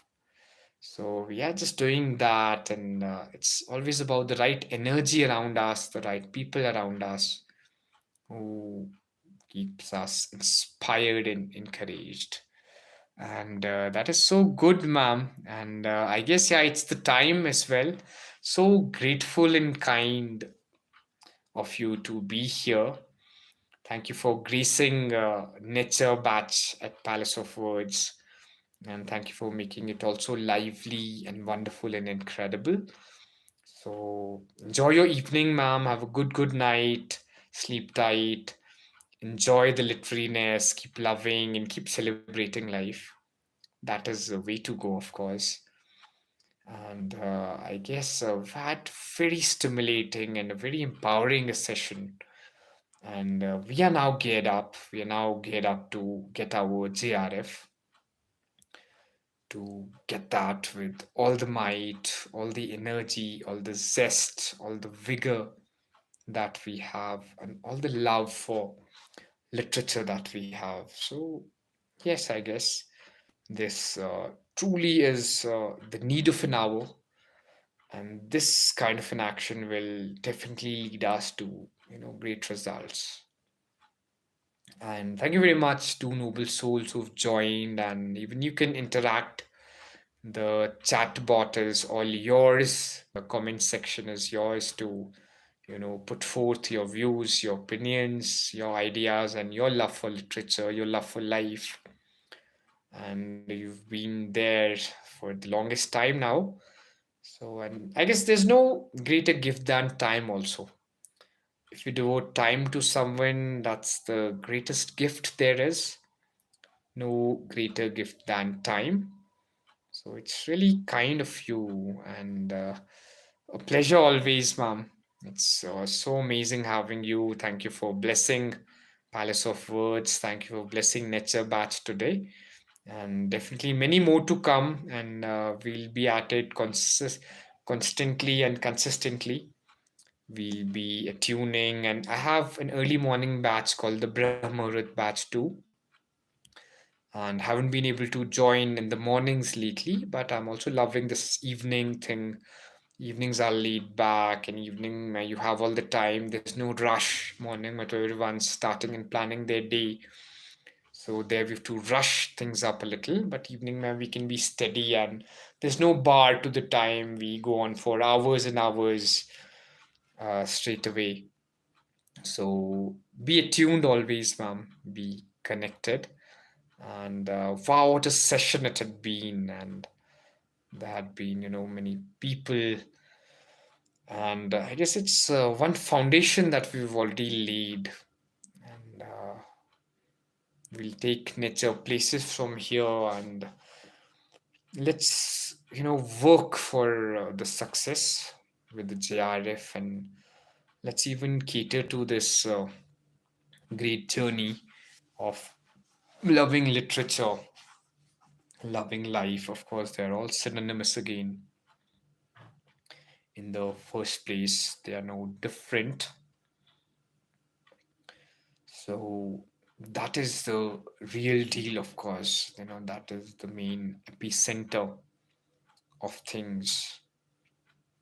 So this is really divine, and what a day filled with love, what an evening filled with love it has been. So yeah, that's amazing, and let's be very consistent with our practice, with the preparations, because the more we do it, the better it gets, and the better we will also become in this process. So let's give it our all. Let's do this great karma, and we'll obviously attain it. We'll be hitching our wagon to a star, because once we set our eyes on it, then it definitely becomes a reality. It becomes that divine deal and a thing. So that is what matters. And that's exactly what we also cater to. That's how we can nurture and we can forge greatness. And by all means, we have to strive for greatness always. That is our very core. That is the real deal, and that is something that is going to take us places always. And we have an individual sticking to us constantly. So that is so nice. That is divine again. Let this literary fire be ever burning, burning so bright, burning, gracefully and diligently. And I guess if we carry on with this consistency, with this urgency, so, we are going to strive for brilliance and greatness, and we are going to take this energy places as well. So let's do it on a daily basis. Let's do it more diligently. Let's keep at it with all our might, with all our heart, with all our energy. Because that is what matters. That is what the key is. And that is, what our righteous action is. We keep working. Eventually, things happen. Success is a byproduct. We have to always strive for it, always attain it with all our might, with all the energy, with all our heart, with all the vigor and all the love we have for literature. We just need to passionately be at it, and we really need to keep weaving and creating magic. This will really help us, serve literature better, serve our students better, our kings and queens at Palace of Words. Because this needs to be at the fore. This needs to be one real deal. So, the more we do it, the better we get, the better we become. So, the idea is to get better at it, get bigger at it, and really delve deeper, be submerged in the literary love, because that makes us really inspired, that keeps us really encouraged on the things that we commit to and the things that we do. So let's be at it, and let's be supremely and divinely consistent about loving literature, celebrating literature, reading literature, taking good notes. And then it's also said, action and efforts is its own reward, where we act with all the diligence, all the love, we are bound to shine. That is what the power of actions is. That's what the power of karma is at the end of the day. So it's the one who actually, get things done, who's the victor, who's the winner in the game of life. So thank you very much. We have an individual who was there, who joined, and all the love for the people, for the viewers. It's your love and support that keeps us going, that keeps us growing. So this is the real deal, this is the good karma, and keep inspiring us, and let's make it happen. Let's have 100% result. Let's all cater to quality. Let's all win big. Let's all get better. And let's keep preparing with all the might, all the energy we have, and let's secure our JRF. Let's make it happen in this December 2025. Let the year 2025 be the year of victory. And let's go for it, let's go all in for it. Let's go and get there with all the energy, all the might, all the zenith, and then we are going to make it happen. There will be nothing stopping us also. If your why is clear and how is bound to become easy, that should be our karma, that should be our conviction. And yes, we are doing things right, we have set foot on the right way, and we will definitely, we'll take it places, we'll take it forward and further, because that's exactly what needs to be done, and that is the need of an hour. That's the real deal as well.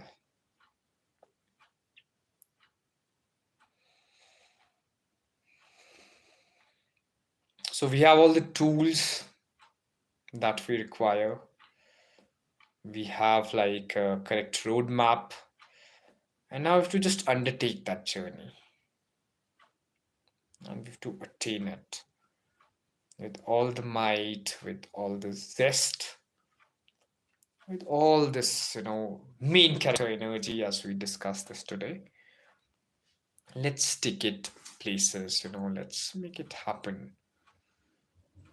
Let's secure this JRF goal, and let's make it like, one year of great and grand celebration in the time to come.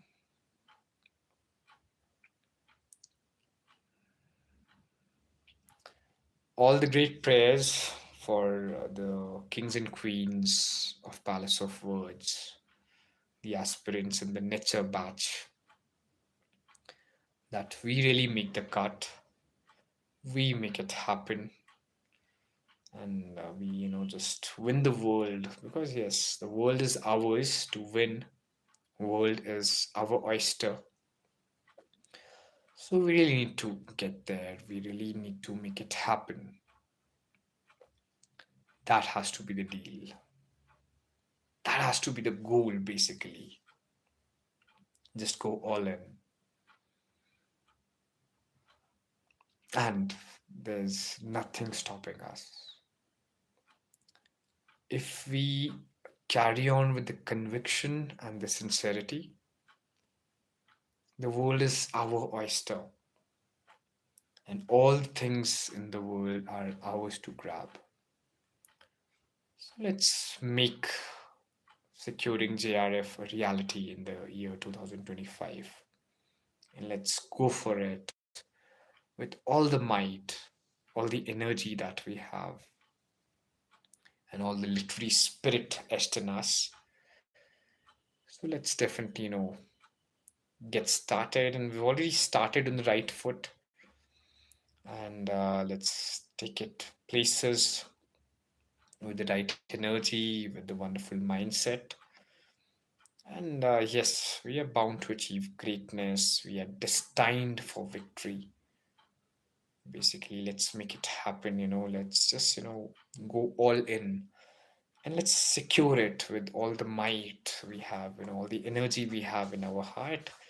A kind soul has joined us. Thank you very much for joining this stream. We are basically here, and this nature batch is brought to you by the Palace of Words. And enjoy the stream, and also share it with the people in your circle who are preparing for their NET JRF examinations in English literature, and who really is, aiming to secure their JRF in this December 2025. So make it happen. And even we did quotable quotes today. If there are any quotes that you resonate with, that really define you, or that are your life force, you can put it on the comment section and you can interact with us. And if there's anything, that has inspired you, your life mantra, the quotes, your philosophy, or some lines from literature, or any book that you read that has stayed with you, so you can just put it there on our comment section, and we can also talk about it in the greater detail. Or we can, just work up and see, what it is, and we can inspire each other basically. So it's a Palace of Words forum, and we are streaming daily. We are trying to keep the consistency alive, and we're trying to see, we're trying to take our passion forward and just keep this literary flame burning with all the might and all the heart. And all thanks to your admiration and your appreciation and your support. Since you're there, you've tuned in, so it really is great value. It means a lot for us at Palace of Words. So, yes, any quotation, any quotable quote that you're willing to share, you can share that so we can start a vivid literary discourse upon that. And today, as even there was an earlier question in the stream, that what is it that you would like to be etched as a tattoo? Like, what are those powerful words that really resonate with you, and that you're deeply connected with? So you can share those words, and accordingly we can start a vivid discussion. As you and I would request you that you watch this stream. It's a long stream. It's been more than 3 hours for us streaming it, and we've discussed a lot of quotes, we've discussed a lot of knowledge, we've had a lot of pleasantries, a lot of love had been exchanged, and this has become one divine stream now, a never ending also in ways. So basically we can connect, and share it with the others also, the ones in need, the ones who benefit with these kind of sessions and lectures and these streams. So let's constantly be at it, and let's keep serving literature at its best, at its divine and prominent core, because that is the main idea, that is the goal that we have to be committed to. And let's leave no stones unturned. One thing is intensity, that we can be all intense about it for a while and then we forget about it. But the other thing is consistency, that we are really tirelessly striving, and we've made this our life goal, our mission to crack JRF, secure our JRF in net in this December. Then things definitely happen. There's no energy in the world, nothing that will stop you. If your conviction is nice and divine and you're all rooted and clear about it. So be really clear about it. Have astute and divine convention. Have this conviction to achieve it, to secure your net JRF this December, and it definitely comes to you. You know, it happens sooner and sure. You know, so that's one real deal about it. And I guess everything's now clear. Let's just work up and let's just, value our time. Most importantly, since time is the greatest gift there is. So let's make it happen. Let's leave no stones unturned and let's strive for greatness with all our zest, all our heart, all our might. And let's keep loving literature for life, because I guess as it's a very beautiful lines in English literature only that nature never did betray the heart that loved her. So it's about constantly striving for it, working for it. That will really make it better and beautiful. And that will also make this endeavor a fruitful one, this journey a heartwarming one, because that is what really matters. Our karma, our actions. And if we work the right way, we work with the astute sincerity, success is always ours. Success is ours to grab. So let's work. Let's be really consistent about it. Let's, dive deeper into it. Let's give it our all. Let's give it our true energy. And let's see where we go with it. And let's just, you know, secure our goal and the mission. And let's just work tirelessly, work crazily for it, that we have to get it done. Fix a deadline to your goal, then it becomes a mission. So on this mission to secure the JRF, we are here at the NETure Batch, brought to you by the Palace of Words, with all the might, with all the heart, with all the sincerity, and with everything that we can give to it, and make it a success. So let's make it happen at Power. Let's make it happen at Palace of Words. Let's make it happen at NETure Batch. And let's rejoice and let's celebrate. This is the real deal. And I guess let's be really consistent. Let's be disciplined. Let's practice tough love, that we are always in and we are always eager and we are always, planning to get it done with all the might, all the zest, and all the energy. Then there's nothing stopping us. Winds will also favor us if we are doing everything favorable and we are taking the right action. So that has to be there. That has to be primarily at the forefront. And, let's get our JRF this December by all means. That is ours to grab. And let's do all the work, let's do all the heavy lifting. Let's do what needs to be done. Let's be consistent. Let's keep inspiring each other. Let's have each other's back. That is what really matters. So it's again the time to act, time to take profound action, and time to accomplish the results. That is the real deal. So let's make it happen. Let's make it possible. Let's secure our net JRF in this December 2025. Let's work at it. Let's work tirelessly.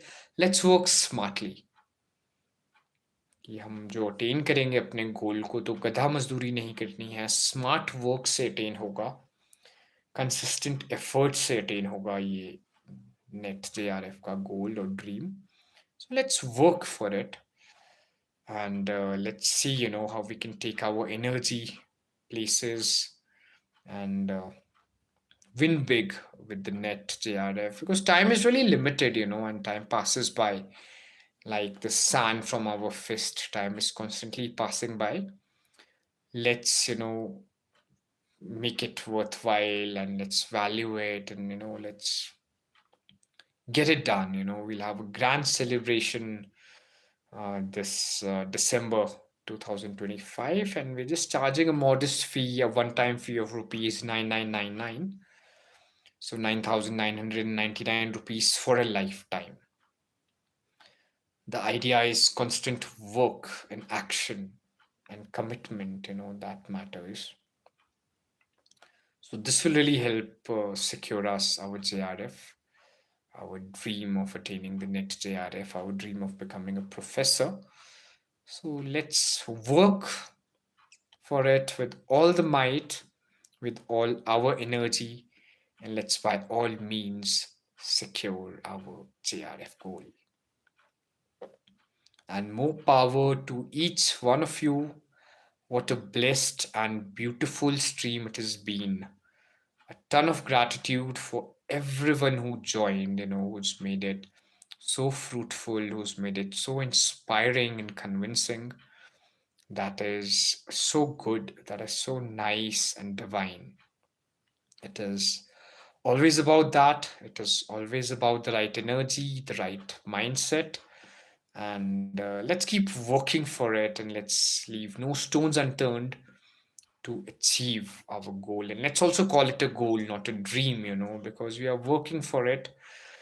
There's a plan of action that we have, and there's nothing that is stopping us. So we are giving it our all this time at NETure Batch, brought to you by the Palace of Words, to secure your JRF goal. And let's make it possible. And let this divine journey begin. And let's, get it, let's come with all our might, and let's just give all the energy that we have. Let's just, work the right way. Let's strive for the fine balance and for the astute energy, because this will really be fruitful. And this happens sure and sure soon if we have good conviction. We have that eye of a tiger, we have the focus of Arjun, so nothing is going to stop us. We will crack the net JRF this year in December 2025, and there's no power in the world that will stop us. The energy will help us, and we all will win.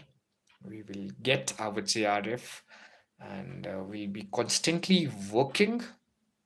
Obviously, hard work is the greatest magic there is. The efforts, and we'll be rewarded, of course. So let's make it happen. Let's make attaining JRF reality for you all at NETure, brought to you by the Palace of Words. And yes, let's all be beaming with hope. Let's all be beaming with consistency and energy, and constantly striving for it. Just fulfill all your daily goals. That is, really what matters. So this is the energy which will be going by, and will, go ahead with all that is there at our hands. And we are getting our JRF in this December. Let's work for it, and it will happen. Nothing will be stopping us from attaining our JRF goal. Let's make it happen, and let's give it our all. We know we have the roadmap, we have the way, and we have to summit this mountain of JRF in December 2025. We have to let the literary love overflowing, and we have to just, go on, give it our all, give it our best. And thank you very much. You've been so amazing and inspiring. You've been sticking till the very end. It's been a one long stream, but your energy, your enthusiasm has really given it wings, and it really given us a feeling that yeah, we are doing something right, we are doing something magnetic and something amazing. So yes, let's keep at it, let's win this JRF in December 2025. Let's be giving it our all. Let's be giving it all our energy, all our efforts, all our sincerity, because that is the greatest reward there is, right? So, with this hope, let's work for it. Let's work with all our might, all our heart, all the energy that we have, and let's get it. Let's get our JRF, and JRF is ours to grab, right? And together, we'll definitely strive to build our palace of words bigger, better, and divine. So, with all this energy, all the might, I thank you all to be sticking to this stream till the very end. And let's make it happen with NETure, brought to you by the Palace of Words, Kings and Queens of Palace of Words. It's Dr. Abhishek Prince Rota signing off. Har Har Mahadev.